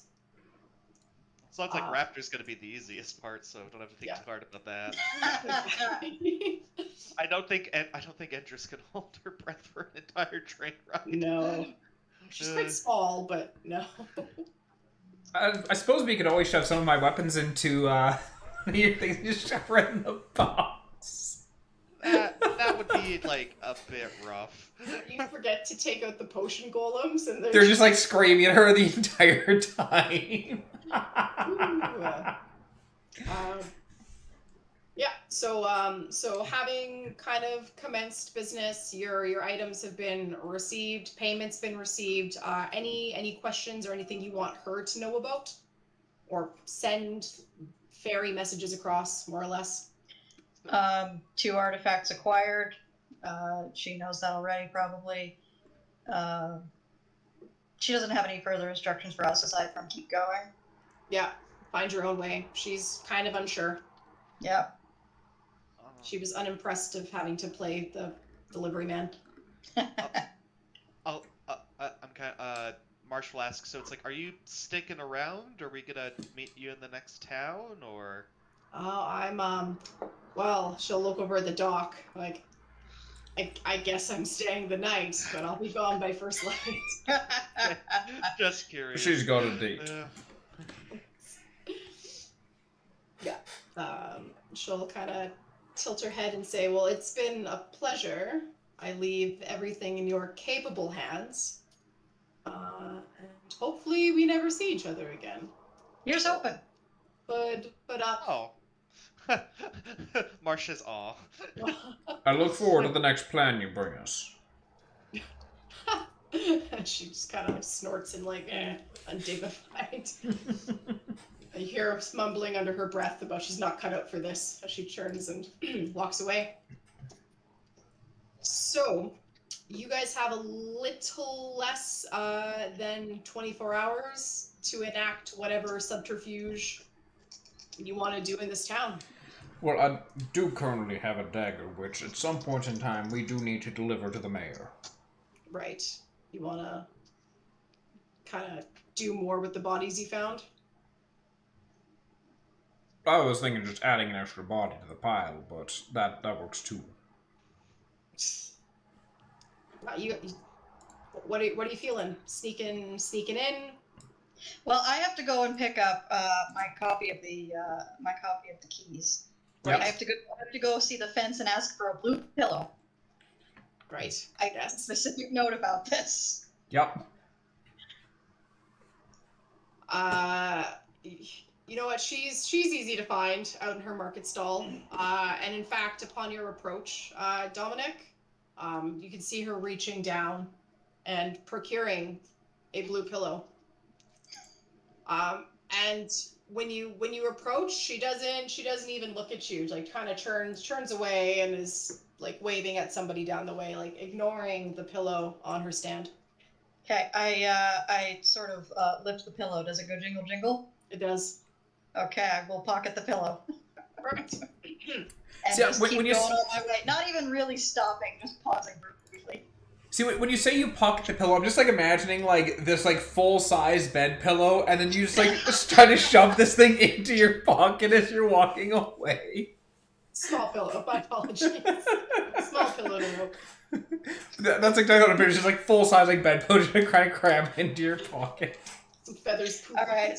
I report back to the group and I go, all right, we got the keys to the city. What do we want to hit before mid-afternoon tomorrow?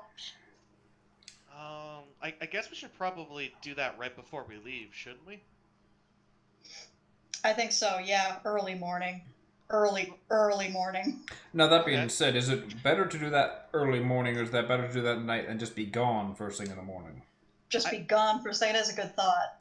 Because it is probably easier to sneak around under the cover of darkness. As I We could kind of time like everything bounce a for- little bit and like jingle, jingle, jingle. Yeah, we could try to time everything for shift change at dawn. Yeah. That's doable. I think first, before we do the old get free stuff, we'll have to see if Endris will come with us tomorrow. Yeah, we should if- check in with Endris before we do a crime spree. Hopefully she agrees. If not, hopefully we can at least get her out of the town in the next couple days, and then we don't Well- have to worry about that.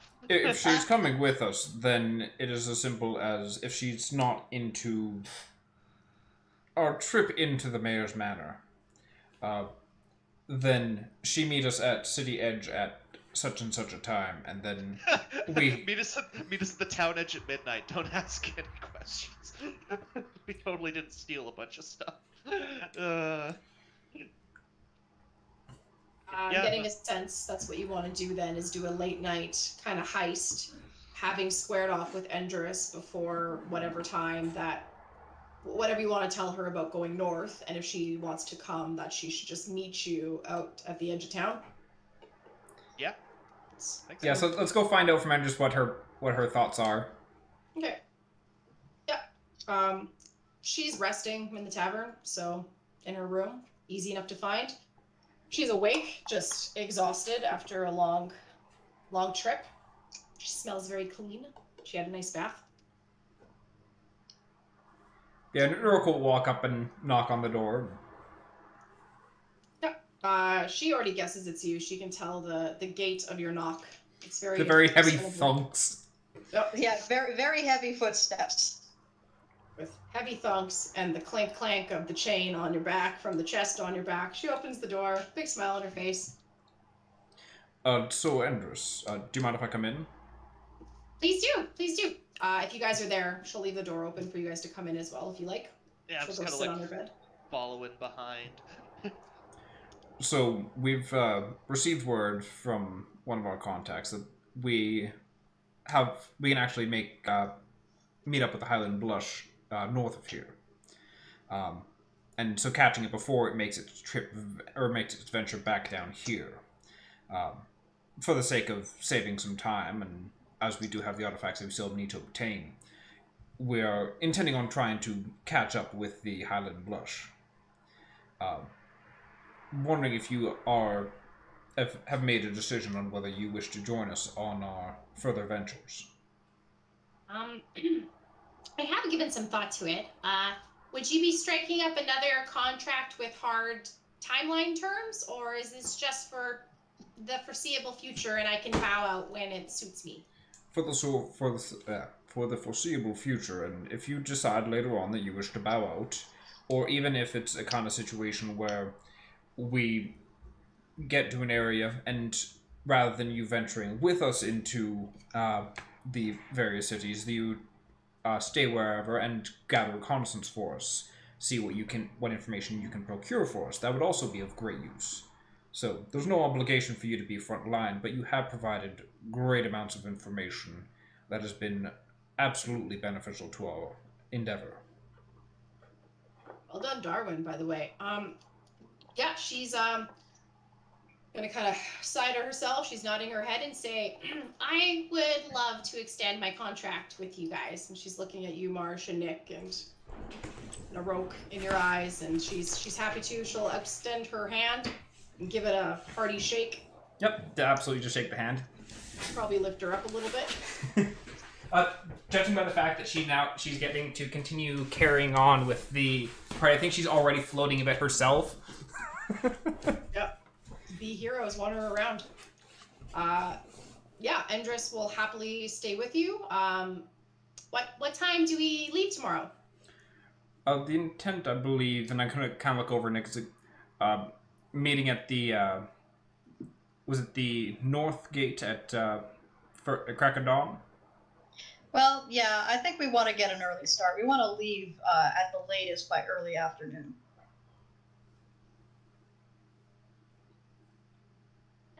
Be up whenever. We I'll have a get couple up of early. things. We have a couple of things we need to wrap up here. We have some information that we need to provide to the mayor, so we'll be making Do a you need stop my in there. assistance? Do you need my help with that? Kind of look over to Nick. Insight And, check. Does she want to assist in our crimes? Oh, yeah, roller. and does she realize it's crimes? Yeah. Does she know she's asking to participate in crimes, and does she want to? She 7. she doesn't know what you're getting up to. Your business could totally just be about the bodies you found and trying to relay that. She's tired. She's happy, but she's tired. Yeah. She can file this one out. I think you should probably rest up. It's not anything we need a specialized skill set for. We're just wrapping a few loose ends.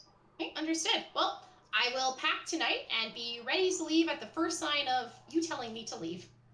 All right, then we shall meet up with you in the morning, and we will venture forth. Great, thank you so much. See you then. She'll usher you out of her room so she can go back to napping. Endris will not be involved in your crimes. Okay. For now. Yeah, Probably we for the will not best make this Andress time around. complicit in another crime. For now. She has already been complicit in several. We shall not add to the tally. Yet. Exactly. Travel, blah, blah, blah. Okay, so, you guys, I don't know how I forgot you wanted to ransack the mayor's place. How are we going about this? More so now that we need to also deliver a knife to him. Well, I Into want to him. do, deliver a knife into him. I want to do some, quick, social recon.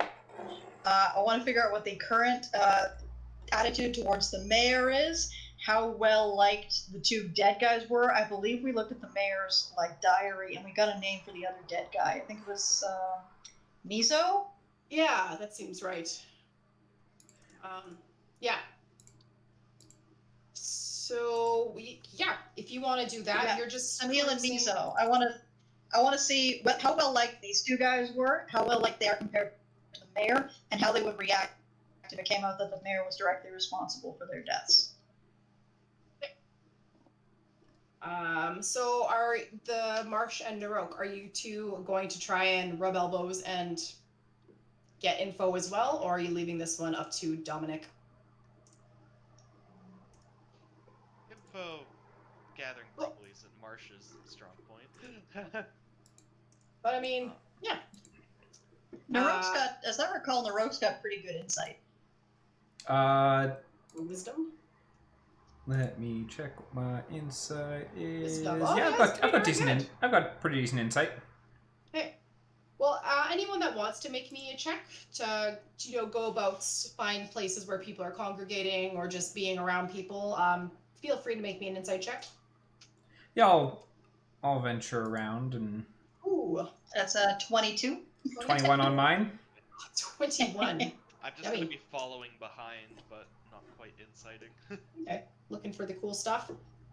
For sure. So I'm gonna say you guys kind of split, just to get a wider sense of what's going on in town and stuff. So Dominic, you're going a little bit past the markets, that area, but also close to where the Tailor Boy shop was, the now defunct, closed down.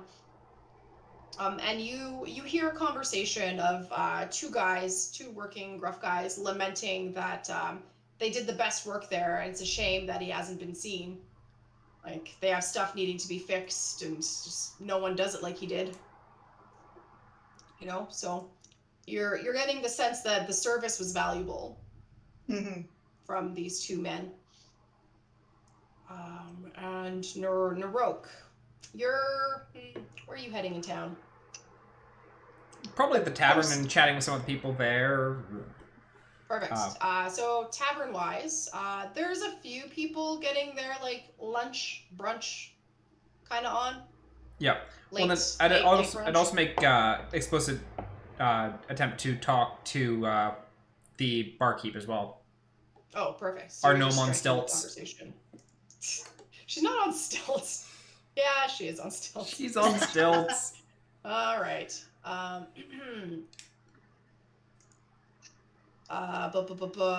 So you're asking, what do you want to say to her exactly? Like, have you heard of Mizo and Samil, or? Probably asking them something more along the lines of, mentioning about the mayor's expedition that had been sent out, and a couple of the people went missing. Do you know, what do you know about them? Hey. Not necessarily being I know who these two people are, but just I heard a couple went missing. Yeah, that's fair. That's way smarter. Good job. So as you ask and about the expedition and stuff, her face will turn a little bit grave, because everyone at this town by now knows that two people didn't make it back. And because it's so small, most people know who it was, and she certainly seems to. And she's just kind of so young. It's really a shame. Just a huge shame, We really lost some of the best. Kind of like just sadly nodding to herself, and one of the first people I ever met here was a young boy when I moved. No one would talk to me. Kind of strange, you know. But Mizo was always very friendly. He was one of the boys that went out. Were they both well-known, well-liked individuals amongst the town? Depends on who you ask. I'm pretty open about other races, you know. But some people didn't like Samil so much. Most people did. He was nice, kept to himself, ran a good business, honest man. Just a good guy. I think the community lost something special in him. Mayor's daughter seemed to think so too. Yeah, I heard there might have been a thing there. Do you know what the mayor might have thought about that? Well, you didn't hear it from me, but if I had to guess, he wasn't happy. He's a bit of a bigot. Do you think that the mayor may have sent Samir out intentionally with expecting him to not return? So Tally looks like visibly surprised at that accusation. But not like offended, just like, well, I certainly hope not. That would be terrible. Does that terrible. From what you know of the mayor, does that seem like something they would have done? You said they're a bit bigoted. Would they have gone to that extent? You know, I would have said no, but the more I think about the hatred in his heart, I think it's possible. I just hope it's not the case. It's not the kind of person you want running your home, you know? One other question, and I'm gonna pull out the dagger, the fancy dagger, and set it down. It's like, do you recognize this? I don't, but Coral might. This kind of looks like something she's made before. Kind of has her signature style in it. Thank you. That's greatly appreciated. The blacksmith. Perfect. Okay, you remember. Oh yeah, I remember. You guys ruined poor Cadence's day. Several times. Several on the same day. So I'd take that dagger and go over to Coral and ask about it. Okay, dagger. Coral, kind of waves to you when you come in, still behind the counter working on her stuff, but like acknowledges your entrance. I've got a, we recently returned from the force, and I've found a interesting item out there. And I'm wondering if this is your handiwork. And set the dagger down. She kind of like looks over it to kind of uninterested, but then does a double take, and one quick like grab. She picks it up with 2 fingers, flips it up in the air, and then catches it on the 2 fingers, and says, "I made this 3 years ago. Part of a set. For whom? How do you have this?" For whom? Tell me how you have it, and I'll tell you for whom. It was found in the woods when we were returning from our expedition. She'll thunk the dagger back. It belongs to the mayor. And the other set? Presumably at his house. They're decorative. He commissioned them. Blades in various sizes. This is smallest. Just decorative. Good to know. I, at that point then, best return the dagger to him. And I'll take the dagger out of the counter and place it back in my box. See that you do. It will be delivered to him tonight, don't worry. Just gives you a nod and then side eye and turns back to her stuff. She doesn't seem to want to get involved. She was surprised to see the dagger. Okay. And then Nick, final, you're sort of coming around down the main street there, leaving the markets. And you hear like 2 old ladies kind of talking, about how the tailor's last project. What's that word? It's a magnum opus. Yeah. Yeah, he was working on a wedding dress, and how sad it was that it never got to be finished. Like these poor women, their hearts just seem to break for him, and they're speaking very fondly of him.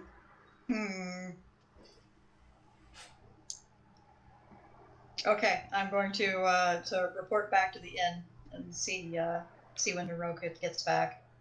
Yeah, after Naroke had dealt with Dagger, he probably would have gone back to the inn as well to catch up with Nick. Okay. And Marsh, I don't know who you were following, but I was actually kind of thinking maybe I'd kind of just like hang out in the inn and figure out what's the deal with this bag. oh yeah, that's perfect. Marsh doesn't want to get too much into this town's business, so he's just gonna look at his cool magic bag. Okay, I think that's fair. As you're spending time in the tavern with it, like bringing it out and stuff, it's starting to smell more. And Tally will ask you if you're in the tavern, like, please put that away. I was just gonna head out into my room. I'll get out of your way, and I guess I'll kind of just scamper up there. Say, give that bag a wash. Sure. It's the more you have it, the more rank it's starting to smell. Yeah. Oh God, what's in there? Who is in there? Watch, it's just gonna be Gimli. You can turn it inside out, and it will all the contents will eject themselves. I want to carefully investigate it first before I do any cleaning or turning inside out. And yeah, then I'll try to get rid of the smell. Are you casting Identify on it or something, or? Yeah, I'm just gonna use Identify on it. Okay. So as you're doing Identify, whether you ritual cast or not, roll me that surge, please. 11, perfect. I'm gonna say that Naroke and Dominic are coming in as you get the epiphany of what this is. And what you have received is a bag of endless rats. Ah! So completely undiscernible to a bag of holding, except the smell. Do I know with my Identify? Is the smell always gonna be there? The smell will always be there. You do know that you can try and mask it because it's, like a leather and cloth bag, so you can certainly douse it in oils and stuff to try and cover it up. I might look into that. I pull out a rat. Alright, so I want you to roll me 1d20. Okay. Oh God. Is there more than one kind? Okay, an 18. So there's 18 rats come out of the bag. But I just wanted one. Okay. See, at that point you said, if it's a bag of endless rats, it's a good thing that we don't just turn it inside out. Just suddenly rats. I after pulling out way too many rats, I guess I'll try to catch him and put him back into the bag. Raptor hunt. Yeah, I guess I could get Raptor to help me. I'll try to get Raptor not to kill them, just grab them. Awesome. 10 minutes or so goes by, the door's closed, you're being careful, you'll eventually get these rats back in the bag. Careful not to open it too much. Part of me imagines, like, rats. Nick and I are walking in as, like, he pulls out the one rat, and then suddenly just all these extra rats just explode everywhere. It's like... Yeah, I think that's better. Hello. I didn't realize we were having rats for dinner. You know, there is a restaurant downstairs. No, these aren't for me. These are for look at the bag. As I'm still just kind of realizing what's going on with Oh this. no, the bag makes rats? A lot of rats, an endless amount of rats. Do you want some? No, let's, okay. Naroke, what did you find out? I like to, you all figured out rumors and I figured out rats. Yeah, we're gonna disregard the rats for now because we have higher priority. The conversation about the rats is not over, but we are tabling it for later. We'll put a pin in that. Put a rat in that. A pin in it. Naroke, Pin in the what rat did you tail. find out? The blacksmith here made the dagger. Mhm. part of a set. The mayor has the rest, supposedly. They're commissioned for the mayor. So definitely something delivered, or something given to them by the mayor. The bartender seems to think that the boys are definitely likable enough. Though the more they thought on it, the more it made they seem like the possibility of the mayor intentionally sending the boy out to be killed or to die was plausible. So, I don't think we are off the mark, especially on account of we saw the bodies. Yeah, my recon has indicated that the boy was well liked. Even those who didn't personally like him knew he was delivering a valuable service, and apparently his magnum opus was a wedding dress. So, Oh, that definitely would have made the mayor angry. I want to run a game on this guy. And I have two possibilities. Do we want this guy to suffer publicly, or do we just want him to die horribly? I just want to play with rats, man. Just a second. The rats might factor in. The rats is one of our resources. We'll factor in the rats. Oh. Naroke's gonna look at you and like, I don't think I have the hips for the wedding dress. Noted. We'll have to get somebody else to wear it then. Oh. Naroke's just kind of look in the general direction of Edris's room and then back. Well, I mean, I guess, like, this whole thing we're setting up, the chaos could maybe somehow be beneficial for when the heroes arrive. I don't know. Who knows? Okay, so I'm thinking we want to expose him then. I think we want everyone to know what he did.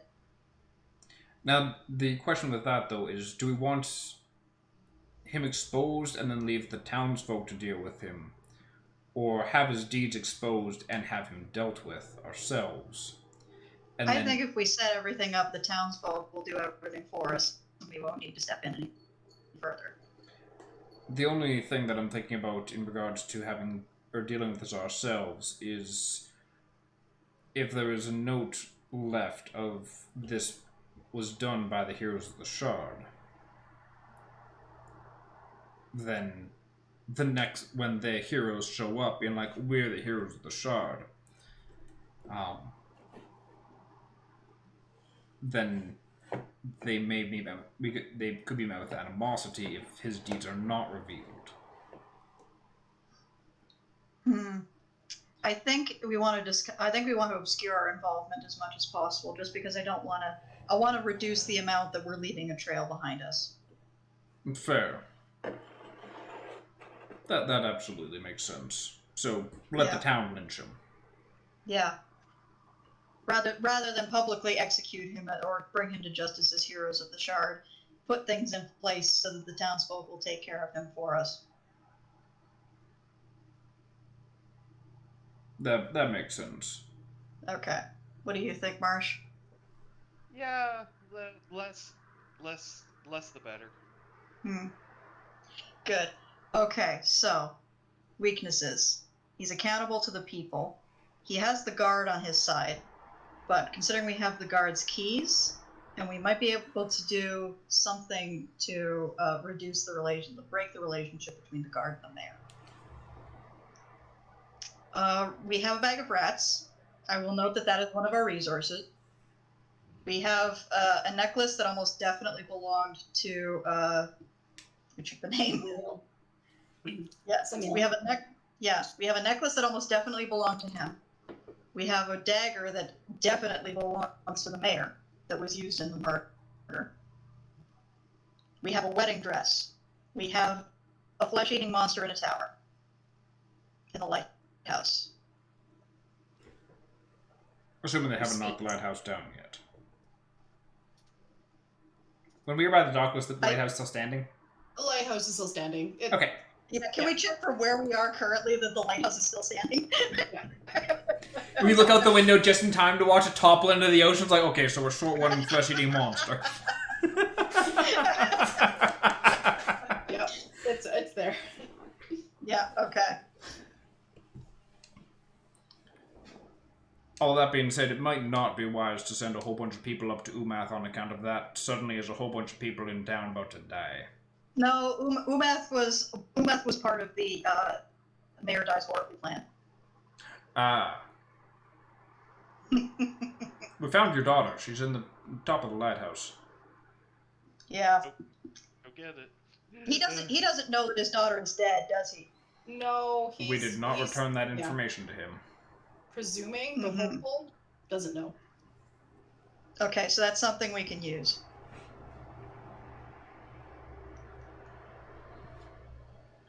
So how are we going to go about breaking up the relationship between the guard and the mayor? I think we need more information about how it is currently. DM, what do I recall about when we saw the interactions between the guard and the mayor? Was it a pretty loyal relationship, or was it more employer-employee, or...? It was employer-employee. When they didn't know the state of the mayor and people were kind of riding in the streets and stuff, and the guards were like trying to, not riding the streets, but trying to keep the peace, as it were. You could tell that a lot of them felt like, yeah, this is baloney. Like, I want answers too. Okay. Captain Plata, very loyal to the mayor. It's like, hey, don't you be asking those questions. But everyone else seemed kind of just over it and wanted answers as well. Yeah. Okay, we can't break the partnership between Plata and the mayor. We can break the relationship between the mayor and the rest of the guard, between Plata and the rest of the guard, I think. Yeah, and do we know who the two others that were sent on the expedition that returned were? No, I don't think it was mentioned in the Mayor Willenby's diary. He just mentioned Samil and Mizo and having to cover up. I think it'd be worthwhile finding out who those other two that were on the expedition were, and we could probably find it out from the tavern owner or anything like that, because they know that two people didn't return. They probably know who did. Because at that point, too, direct confession of the mayor told us to murder these two schmucks is also definitely very valuable.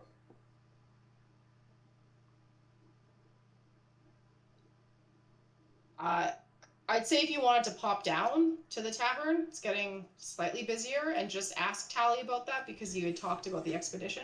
Yeah, I definitely zip down and ask Tally about who the two that returned were, and that if she could point me to where they might be.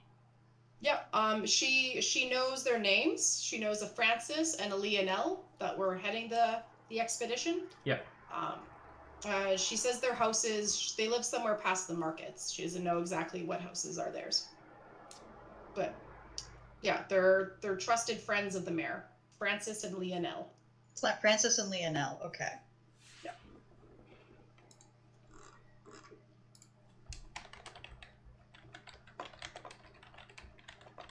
So is Naroke back now? Yeah, I'd come back up and say we have names, but we don't have... They live like near the market, but don't have exact addresses or anything like that. Yeah. So they're trusted friends of the mayor. The fence would probably know who they are. They might, yeah. The fence is probably someone who'd know most people in town. Yeah, that's an avenue to investigate. I also think they might be weak points. 3 can keep a secret if 2 are dead. If we lean on them, we might be able to get more information to use against the mayor. And 3 can keep a secret if 2 are dead, and the last one can only speak in spoonerisms.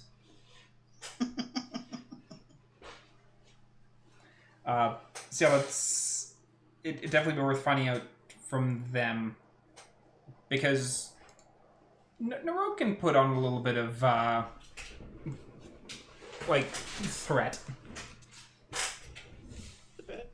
Yeah. Just set my chest on one of their laps. Like, so I've got some questions, and you can't get up until you answer them. Yeah. But I think our first step is the fence. To ask if we know where Francis and Lionel live. Yeah. For the sake of you only have so much time, you guys know where the market is. Head to the market. So she spots your group, and her face kind of scrunches up because they're just had a transaction, and she's worried that you have some sort of problem with the transaction. She doesn't face you, acknowledge you. Like she sees you and then kind of turns away and is just patiently waiting for you to walk up to her stall. Naroke will does- walk over, Okay. and walk up and set gold on the table, and it's like, I need a little information. Just a couple of people that you may know, Francis and Lionel. What do you want to know? Where are they?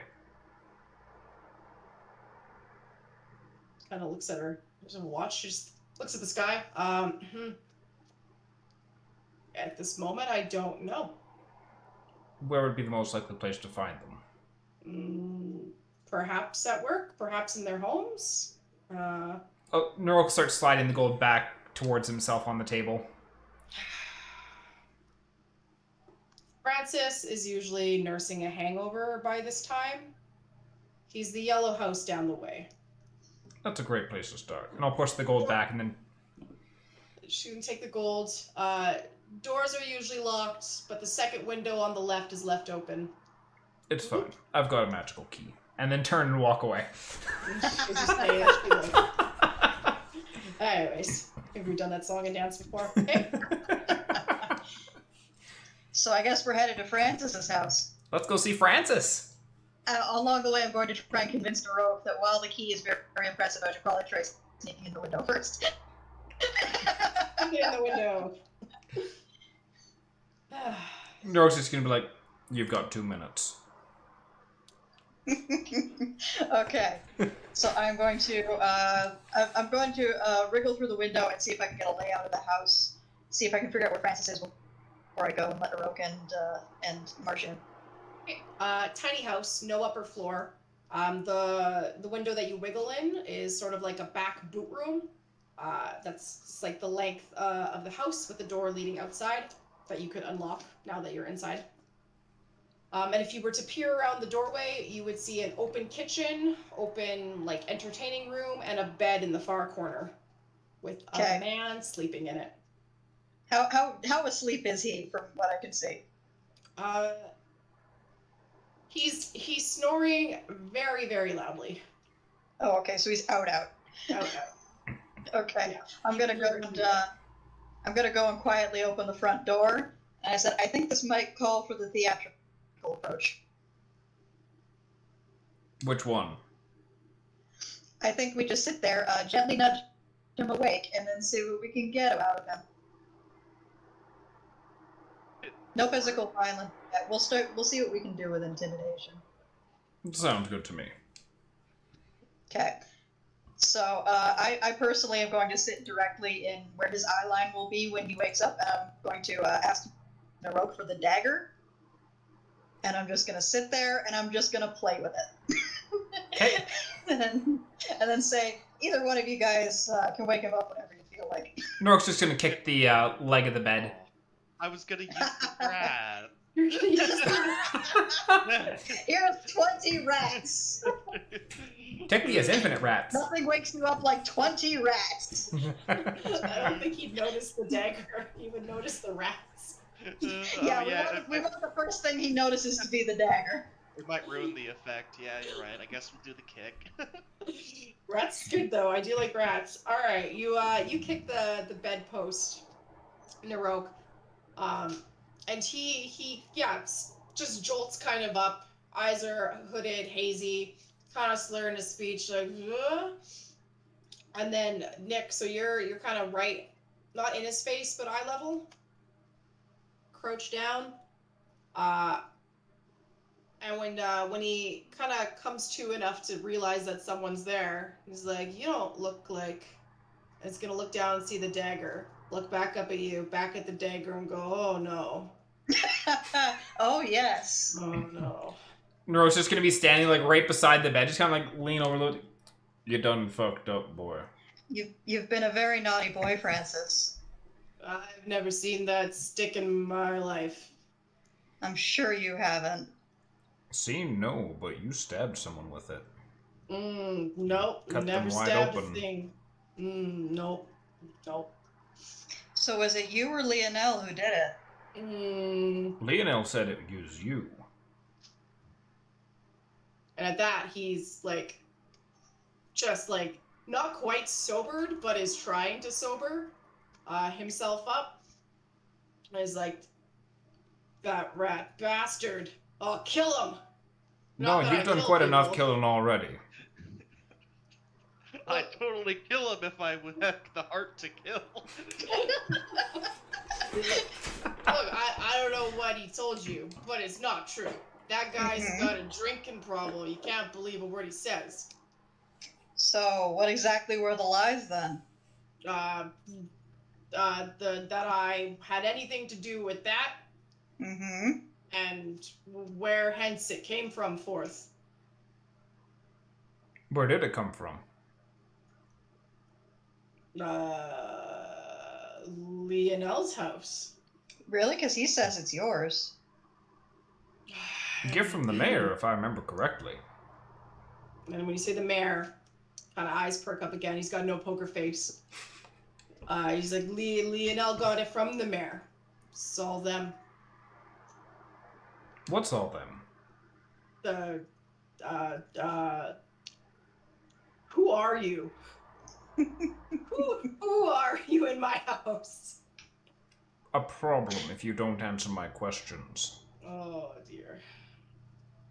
And Naroke is gonna, at this point, Naroke is gonna take off the chest from his back and just drop it to the ground.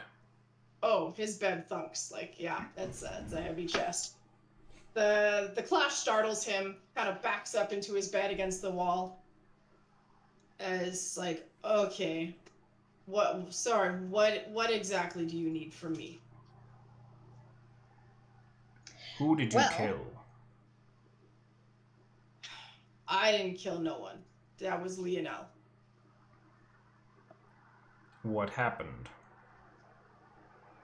We take a job for the mayor. You see, we're going out into the forest jungle there, deeper than we've ever gone. Will and B, mayor guy. He wants stuff. He wants resources. He wants treasure.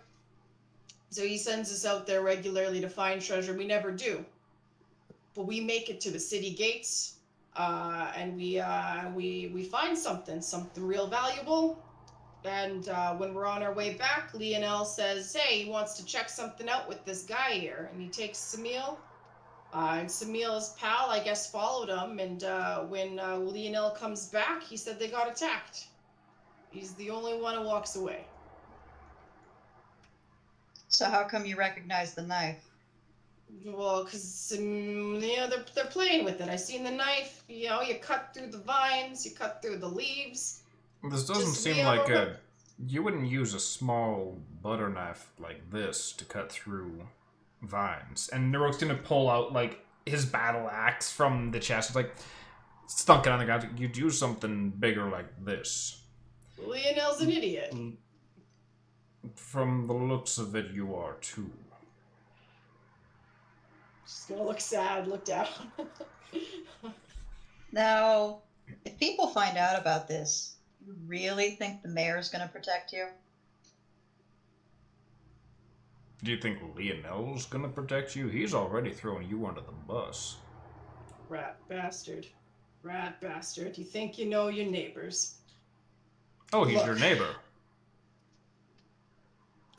Not technically, like, we're neighborly. We're neighborly. Small town talk, probably. Yeah, this guy gets it. And he's like, this Hey, guy. I think your guns him back. Yeah. Look, what are you offering me? Like, are you offering me safety? That depends on what you can provide us. Like, I gave you some answers. I gave you the truth. Insight check. Did he tell me the truth? Oh man. Yeah, I'll incite Roll me that that. too. Yeah, for sure. Marsh, you want to get in on this? He seems pretty honest. Okay, fair enough. 17, 16. Yeah, those 22. are... Ooh, 22. Okay. So, Dominic and Naroke. Yeah. For the most part, what he's saying seems totally, like, absolutely correct about, like, yeah, we're going out to the jungle. We're purposely, it's a job. We look for stuff to bring back to the mayor. The thing you're not so sure about is the story of Lionel going out with Samil, Mizo following him coming back alone. Yeah. It seems like he his breathing changed, you know, when he's getting to that part. So, Lionel, he's a very proficient fighter. Yes, sir. And Miso, also a good fighter? No, sir. Nope. That boy volunteered. Volunteered? Yeah, he had no business being out there, but he volunteered because he's Samil's best friend. And Samil, he's a good fighter? No. He uses teeny tiny needles.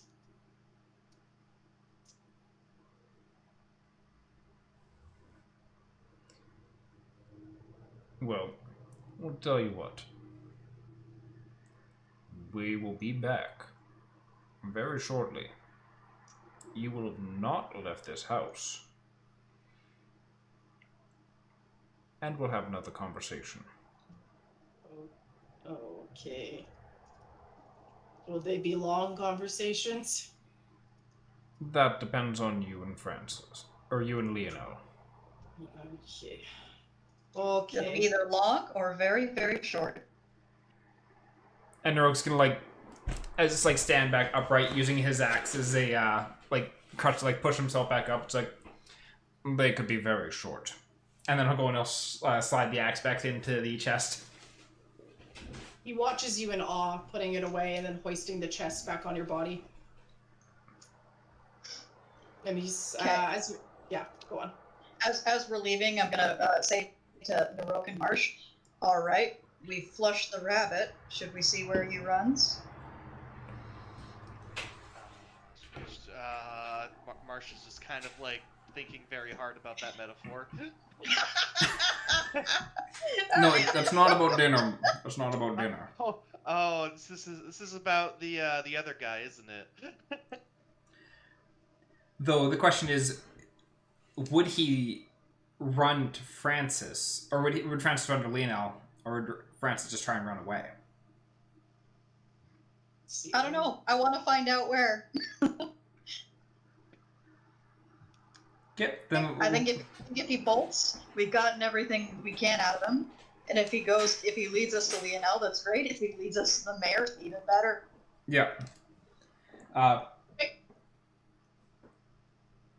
Yeah, so we'll see what he does. You can hang out. I'll say there's two ways into his house. There's the back door once you came, and there's the front door. So I'll assume just both are being watched.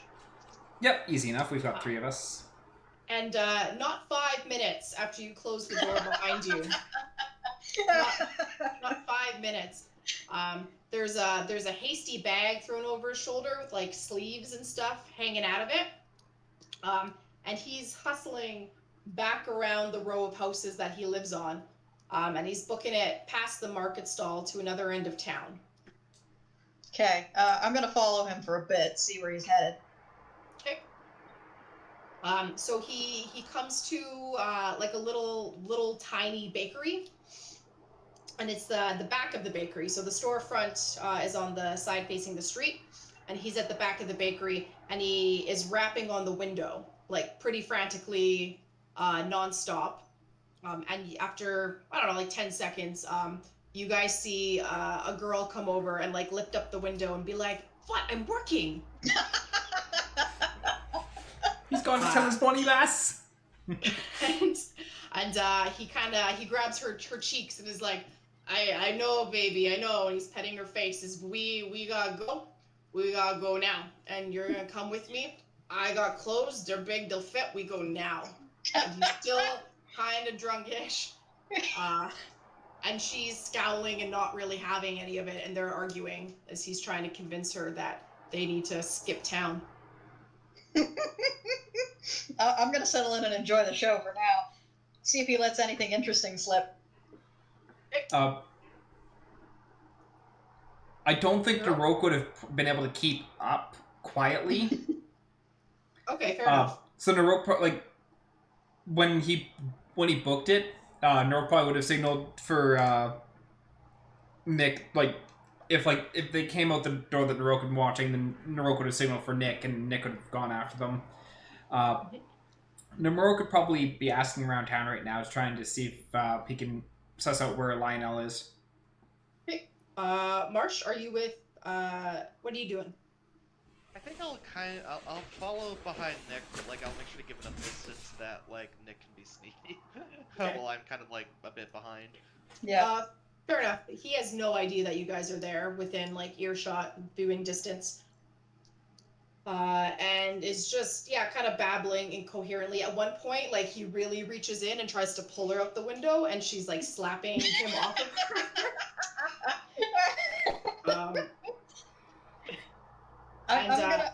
I'm gonna be prepared to ride on a white horse. It looks like it's getting violent, but right now she just seems annoying more than anything else. Yeah, no, she's definitely just more annoyed. And then he's kind of like trying to fight her off but not hurt her. It's like he clearly cares about this girl and has taken a bit of a beating from her. And so when she manages to pull back, he grabs the windowsill and looks like he's gonna hoist himself up, but she closes the window on his fingers. Oh God! And he just drops to the ground, kind of clutching his hands to himself. And she lifts up the window and she says, "If you really love me, you'd come through the front door instead of slinking around like the rat bastard you are." And closes it again. Oh, she's well rid of him. Yeah. I think she's done with the seedy lifestyle. So yeah. He after kind of nursing his poor fingers, he'll pick his bag back up and he's shuffling down towards the mayor's house. All right, interesting. I'm gonna follow him. Okay. Naroke, you asking around, just trying to find Lionel's whereabouts? Yeah. See if anyone spotted him. Had a couple questions about the expedition, having just returned from there myself, and just wanted to compare notes with Lionel. Compare notes, love it. I'd say how do you feel talking to a city guard? Oh, that's fine. Yeah. So the guard is just super impressed that you guys made such great time compared to the expedition. It's just like, wow, like it took our boys real long time to return, and even then they were down a couple men. Poor boys. Lionel, well, if he's not at Tally's Tavern, then he's probably at the post office. At the post office? He works there in the back. Oh, thank you very much. Mm-hmm. Yes, sir. Head to the post office. Okay. The post office, as you'll remember, is right by the mayor's place, kind of across the way, where Nick had previously schmoozed a couple old ladies. Yep. And Nick, as you're approaching kind of the big courtyard that has the post office and then the mayor's mansion, you see this huffing drunkard with a bag slung over his shoulder, booking it towards the mayor's house, and a bit of a ways behind him, 2 rapscallions following him and a raptor. Now is that's a sight to behold. I wave at Naroke, and it's Francis headed towards the post office or the mayor? He's headed for the mayor's place. Okay. Before he reaches the mayor's place, I'm going to see if I can rather stealthily accost him and drag him off somewhere quiet. Because we don't want him tipping off the mayor yet. Are you gonna kind of quietly sprint full speed as if you were a soccer player and take him out at the? Just beat him into an alley. I think is there much of a crowd around? No. Not really behind the mayor's place. He's heading behind the back door. In that case, I think I'm gonna power walk as much as I can up behind him. See if I, when you're walking and someone's walking near you, you're automatically kind of just swerve to avoid them without even really looking at them. Yeah. I'm gonna see if I can herd him that way until I can grab him and drag him somewhere quiet. Perfect. Hand over. Okay. Marsh, are you watching the chaos unfold? Are you whipping rats? What are you doing? Yeah, like I'll kind of be. I might need the rats. I'll focus on being like a backup. If the guy manages to like slip away from Nick, I might like throw a spell at him. But I'll just kind of like watch back and let Nick handle it. So I'm gonna say this guy, in the still slightly inebriated state that he is really easy to coerce with just your presence being there, and you're able to catch up. He's booking it, but he's not sprightly. He's still pretty drunky, so you're able to catch up silently, quickly, yeah, and coerce him kind of off the track. And then when he realizes it's you, you're able to grab him before he actually runs.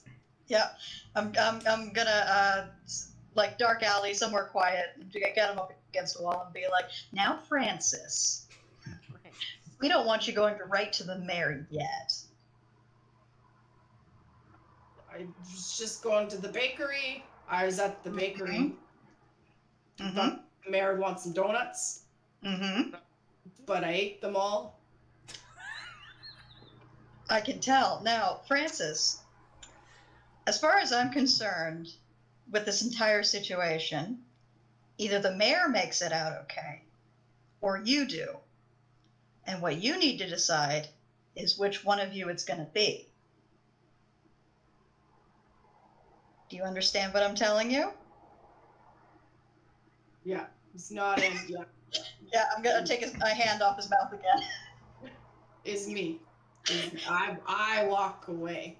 You walk away from this. The mayor doesn't. Because you know he's not going to protect you, not the way we can. Yes. Okay, now, I noticed the friend of mine is here, which I think means the friend of yours is here as well. So what do you say we go and have a conversation with him? Okay. Okay. I'll go quietly. Mm-hmm. Because you know what happens if you do start yelling once we get out on the street. Do you take that dagger? Mm-hmm. It's going to get some use. Yeah. Yep. Gotcha. Okay. So we're going to head to the post office together. He looks like a kicked puppy, but he's with you. Whether your shoulders or arms around him or whatever it is, yeah, he's keeping up. Yeah. This might be a rather firm arm-in-arm situation. As you guys walk by Marsh, he looks at you, Marsh, and goes, "Help me." I kind of want. Yeah, how does Marsh feel about being an accessory to this?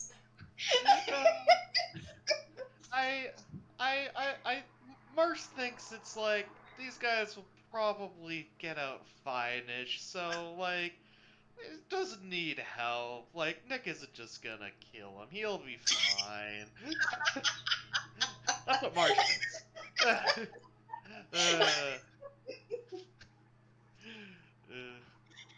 All right, so we head to the post office to meet Naroke.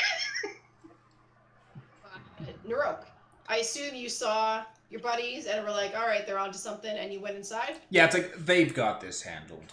And I'd walk into the post office. Right. So two little gray ladies kind of perk up as you enter, and they wave to you, say hello, ask how they can help you. Oh, well, hello, ladies. I'm wondering if you could help me. I'm looking for Lionel. Oh, Lionel, the dear. Yes, he's just in the back. Would you like me to get him for you? Not quite yet. I've also got another question about Lionel had gone on an expedition recently. Had he not? Oh, yes, he did. Our boy thankfully returned. He's such a sweetheart. That was a hard one. Hard one for the town. I heard a couple of them didn't make it back. Do you know who those were? Yeah, the Taylor boy, Samil, and another young boy, Mizo. Those two boys, they were good boys too? They were good boys. Okay. All good boys in this town. That's good to hear. Francis. Well, I'd definitely love to be able to go and speak with Lionel in private. It may be a bit more of a sensitive subject. because I do wish to ask about the expedition. So. Oh, of course. Well, would you like me to send him out?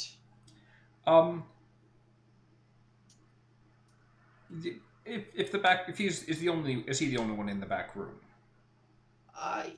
Yes, he's in the back. Only Then one there, just us three. I'd probably best then for me to speak with him in the back, so that way him and I can have that little bit of privacy. Yes. And she's gonna turn to her friend, and her friend's just gonna go. Mm. And she'll nod. A couple of my friends may be coming by with Francis, just so that we can speak with them both together about what happened on that expedition. We just want to clear up some details of what all occurred. Gonna scowl as you say the name Francis. He'll be on best behavior. My friend will make sure of that. And she'll turn to her friend and say, Marguerite, I think we should take an early lunch. And her friend will just go, and they'll start to kind of pack up stuff, and she'll call behind her as they're just about to leave the door. Lionel, we're taking an early lunch. Be a dear. Speak to your friends here, and then she'll. And as they walk out, is there like a little back in an hour sign on the door or on the window? Oh yeah. Definitely flip it around so it's the back in an hour or something like that. It says gone crazy. Be back in 5. Is there a sign somewhere in this post office that says you don't have to be crazy to work here, but it helps? Now. That's like the big placard behind the counter. Yeah, yeah, that's a very reassuring thing to see in a post office. Yeah. So as they walk out, I'm gonna open the door into the back and step through. And do I see Lionel there? Yeah. You see a guy sitting at a desk with stacks of papers that looks like he's cataloging and filing and stuff.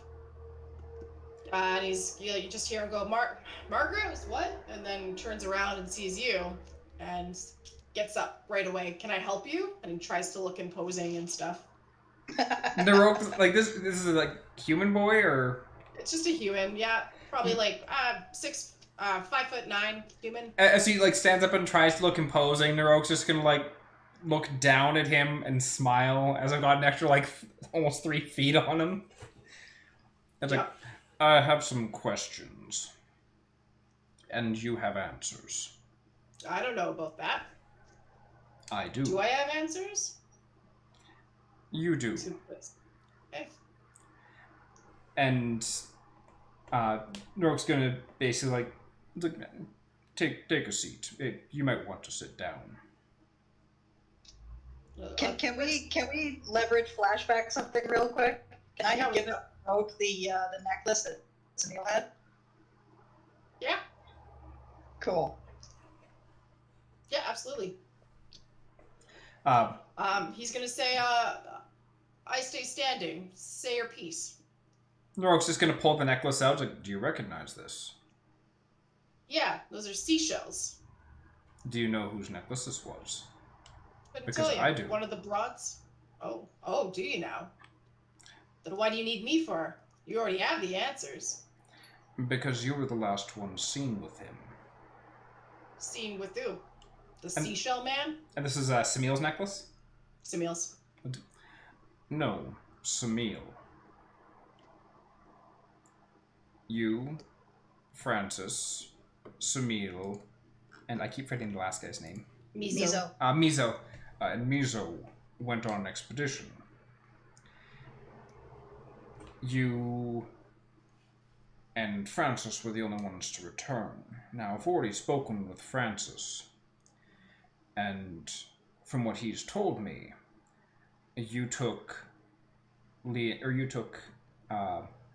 Samil and Miso off to chat with them to check out something you heard, and you were the only one who returned. That's what he says, eh? Well, Francis is a drunk. He can't believe a damn word he says.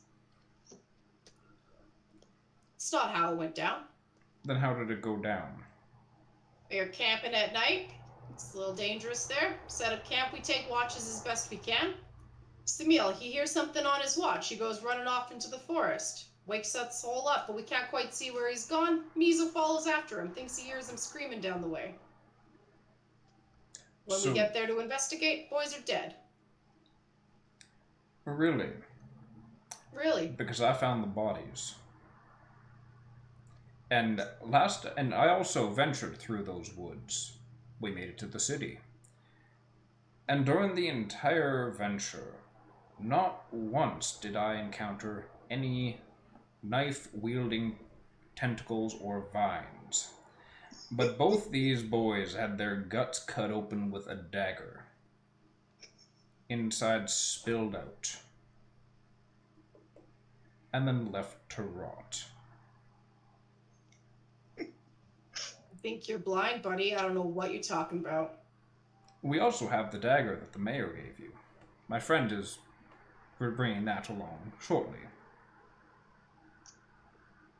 Already confirmed the dagger was given to you.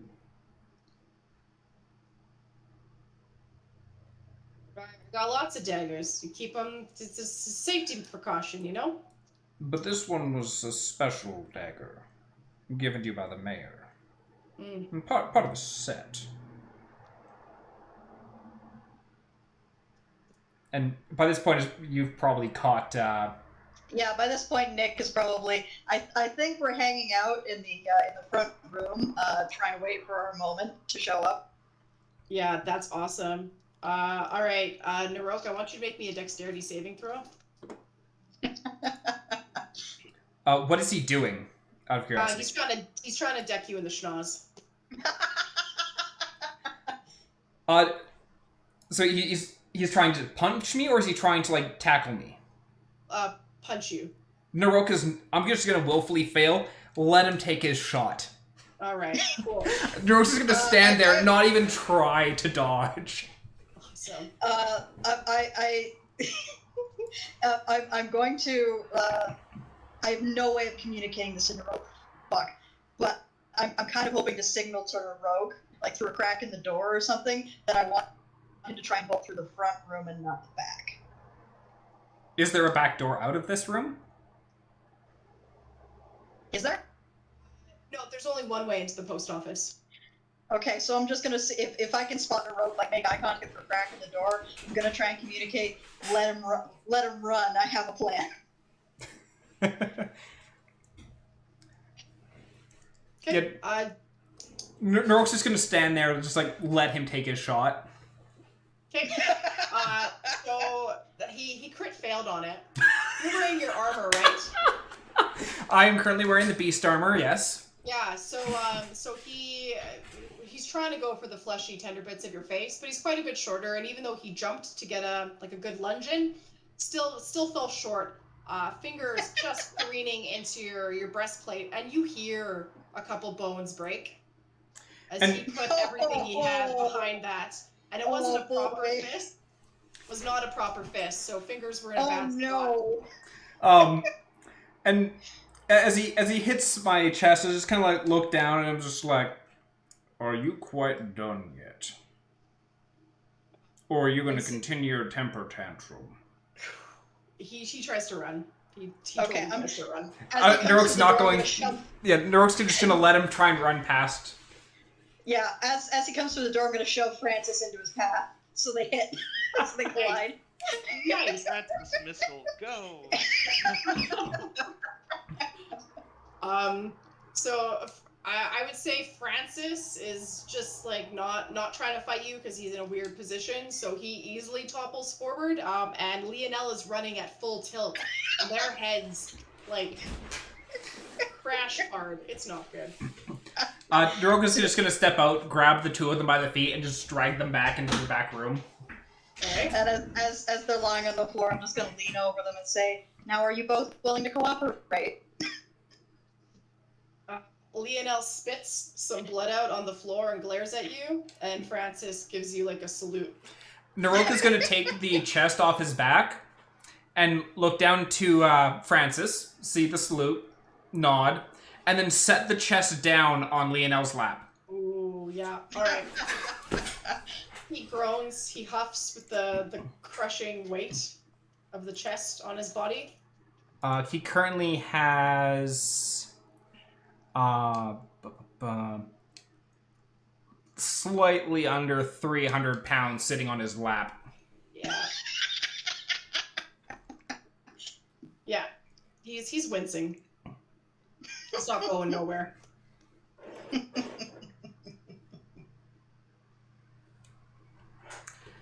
So, we've, now that we've gathered you all here together, we're gonna cut the bullshit.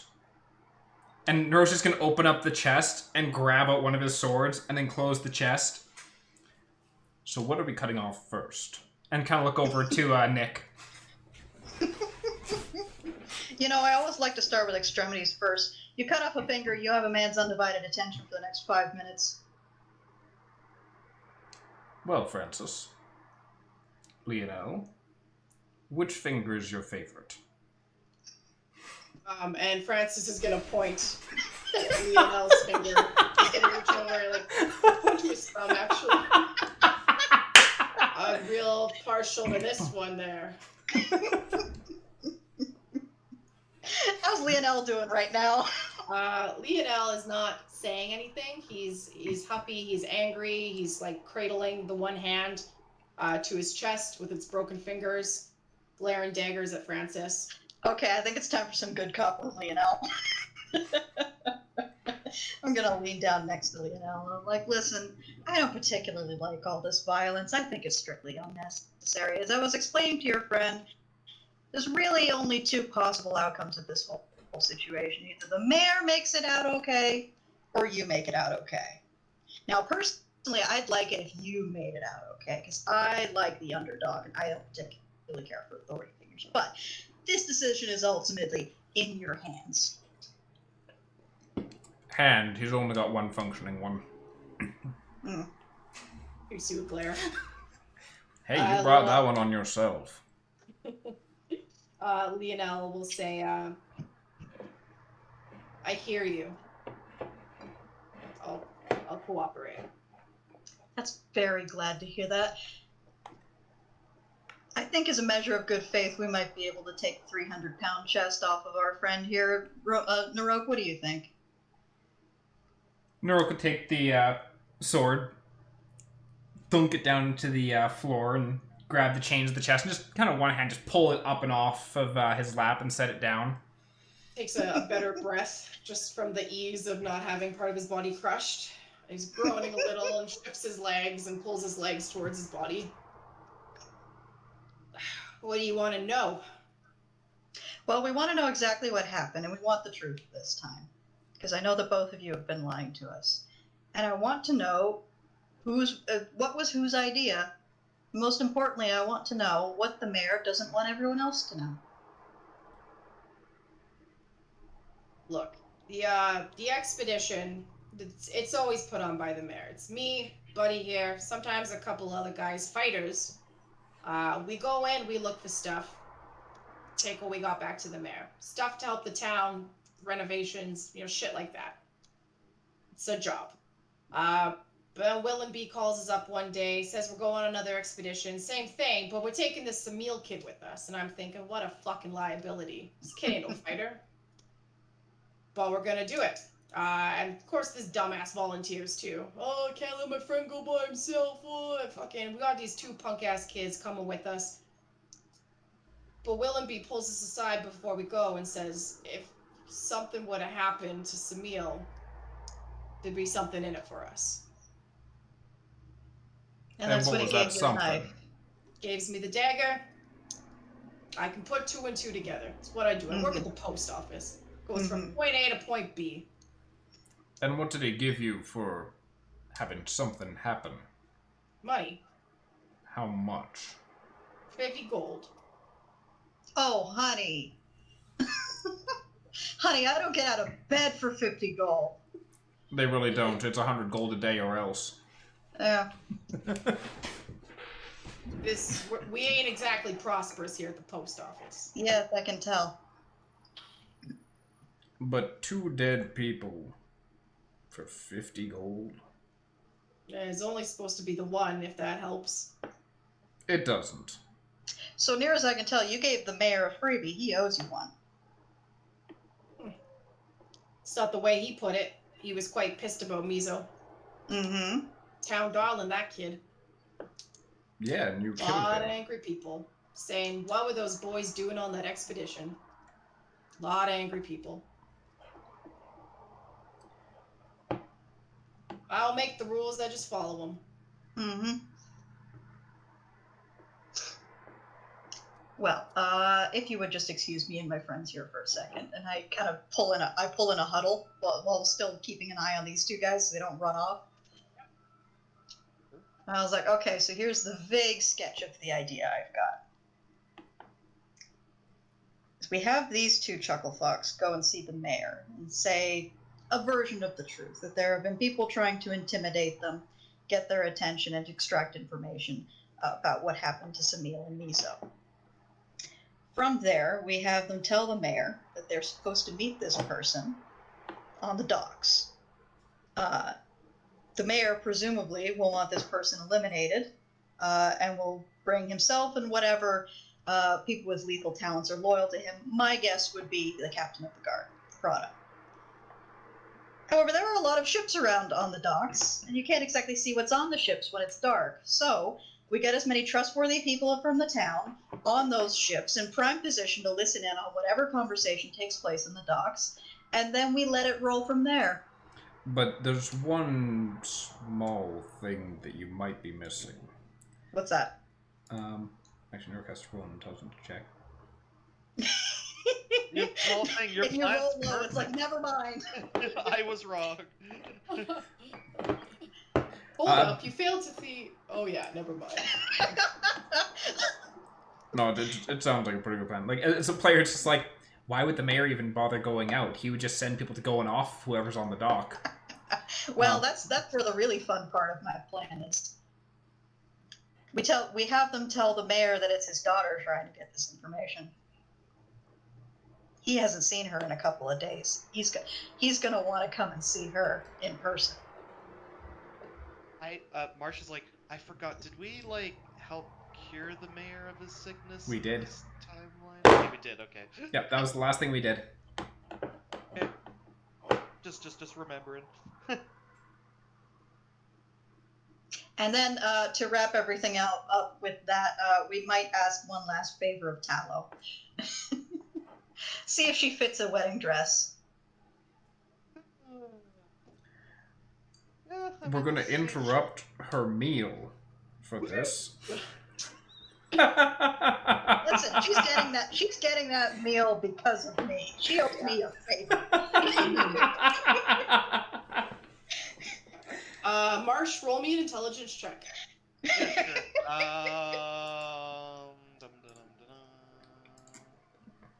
Marsh is now going to do this that she actually is a vampire and is just going to eat No. her.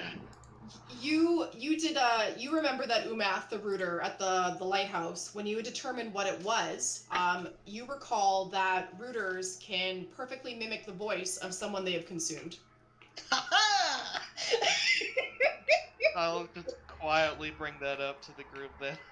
Ooh, that's very handy. That's very good to know. Ugh. So we need to make a trip to Umath, a trip to get these schmucks up to the mayor. Yeah, we need to brief these guys on when and where they should approach the mayor. We need to get some other pieces in place before that point. Now, one thing is, what is our encouragement for them to be to not try to fuck this up? Well, I think for Francis at this point, he'll do basically anything I tell him to. It's true, I will. He will. I think we need some leverage on the NL.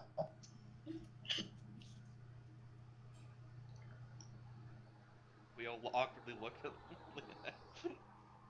Lionel, hey, you think you want to cooperate with this plan, provided you know it means that you get out pretty much scot-free. What do you think of that? You promise I live? I will I not promise kill you you. live. I'd be a fucking fool to believe it, but fuck, I guess that's what I am. Let's do it. Naroke All right. kind of leaned down, just put his hand on the sword, like, if I wanted to, I could do it now. We really only need Francis for this plan, but it works better with both of you. Yeah. Tell me what, when, and where. Naroke will pull out the Gotcha. sword and stick it back in his chest. I mean, the actual box chest, not Lionel's chest. Yeah. Can I do one last insight check to make sure Lionel's actually going to cooperate here? Absolutely. Yeah, I want to roll on that too. Oh, that's an 8. Ooh, 8. Ah, 10. He's pissed. Like you get the sense that it's total animosity rolling off of him. But he doesn't seem like a flight risk. You feel like he cares about his life more than his hatred for you. Got it. Okay. So, how far into this plan do we want to get before midnight my time? What time is it for you right now? I'm wondering that as well because I don't. There's a lot of moving parts. I'm looking at the clock here. So we could call it an early session and then pick up in 2 weeks with the full breakdown of every person in the town involved in this. I might need to write it down for Well, if we have to wait 2 weeks. Question then, like, because Kit, what time is it for you right now? 11:10. Okay. Would we want to just essentially, like, get the setup of like, oh yeah, we've gone and we've talked to people, we've gone and talked to Umath and all that, rather than having to go through each one of like, okay, we've gone, tried to course all these villagers, we've tried to course Umath, all that kind of stuff. Like, basically shimmy forward so that way we're just starting next session at plan goes down. Like, basically retcon telling Lionel and Francis to, it's time to go talk to the mayor kind of thing. Because I imagine that especially since we have a fairly positive rep throughout the town already. Mm-hmm. I feel like it's not going to be difficult to say to these people, listen, something important's going to happen. You got to be here at this time. Yeah. Yeah, I'm down with that. Everyone that's a part of this plan, except Lionel and Francis, is positive towards you. Yeah. Okay. Hell, even Francis is positive towards us. And Talo's neutral. So, Talo owes me one. Worst comes to worst, I do have charm person. yeah. So I'm totally fine with that. If we hash out the details of who you need and where you need, then we can pick off running and see what happens with the mayor. Rather than each individual channel. Yeah. Going through each. Hello. Want to come over here? Cool. Okay. See that. Okay. Next person. Well, and like the key points of resistance would be like, would Umath be willing to?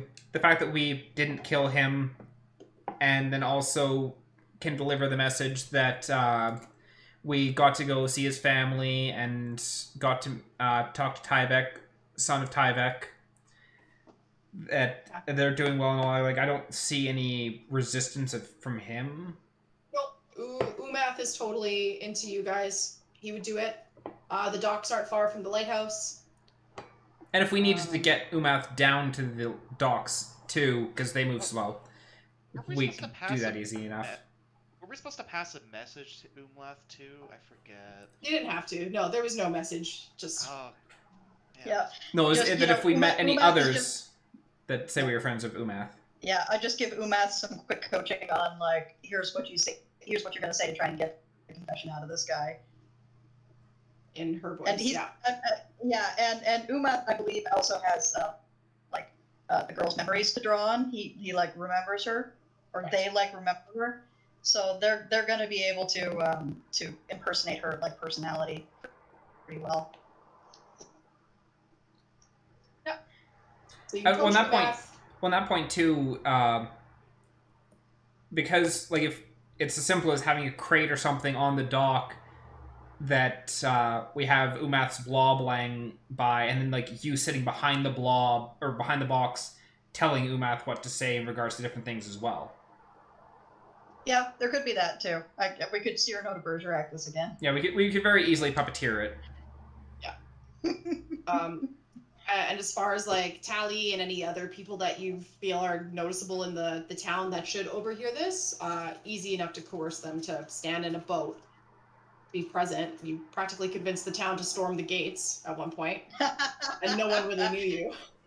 That's fair. Just basically, the general message is something important's going to happen. The whole town's going to need to see it. So stay down and keep quiet on these boats. Yeah. And I think that was all the moving parts. Was the town needed to be there? Tallow in a wedding dress. Umath, maybe in a box. Maybe Umath in a box. And then Francis and Lionel as the moving parts, getting the mayor out to see his daughter standing by the docks, keeping them quiet as the rest of the shenanigans unfold. Yes. If we have any spare time while we're doing this, I would like to go and do a quick whisper campaign amongst the guard to the effect of, hey, remember how Prado was willing to throw you all to the wolves during that whole like riot situation? Just, weaken the relationship there a little bit in case things do turn violent. Yeah, that's perfect, because Plata would be the only like hard point, because he is most likely going to follow the mayor. Yeah. He's the Busey in this situation, so he and the mayor are effectively the same person with regards to who needs to go down here. Yeah. Okay. Well, I think this is a good place to end it then, considering how late it is over in the UK, and we have a plan. We can hit the ground running. Yeah, we'll hit Sorry, I turned the back half of this session into an episode of Leverage, guys. I think it's great. I absolutely love it. We are scoundrels, and we are being shit disturbers, and we're getting the mayor lynched before we leave town. It's fine. What was that, Marsh? I was just surprised of how it. I wasn't expecting it all to tie together, but I guess it kind of did. We don't leave loose ends. Yep. You didn't have to go find the boy's body and then get invested in the things. Marsh was just thinking of free stuff to pick up. I just Well, wanted to look at this. That was the original intent, is we were going to go and deliver the dagger into the mayor. But then, Then Nick got a hold of it. Nick made a good point of we don't want to leave a trail behind that's easy for us to be followed. And so it's like, yeah, like just having the town in utter chaos as the Heroes of the Shard roll in means they're not going to get much clear information because everyone there is too busy trying to lynch the mayor. Or trying to resolve a power vacuum once the mayor's gone. the mayor's gone. Yeah, and so like that's going to slow them down because the ease in which they get information is going to be severely limited. And then they're probably going to have to make the trip up to the castle as well. I'm just What was wondering that? how many people we told outside of Endress that we were specifically going to the castle. There's the two guards that made the bet.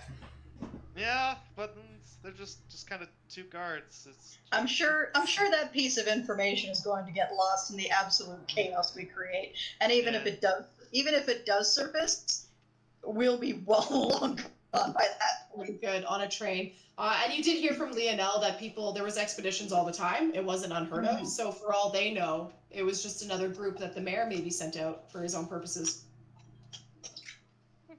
So, yeah, there's going to be enough of a kerfuffle that you might disappear in smoke pretty readily.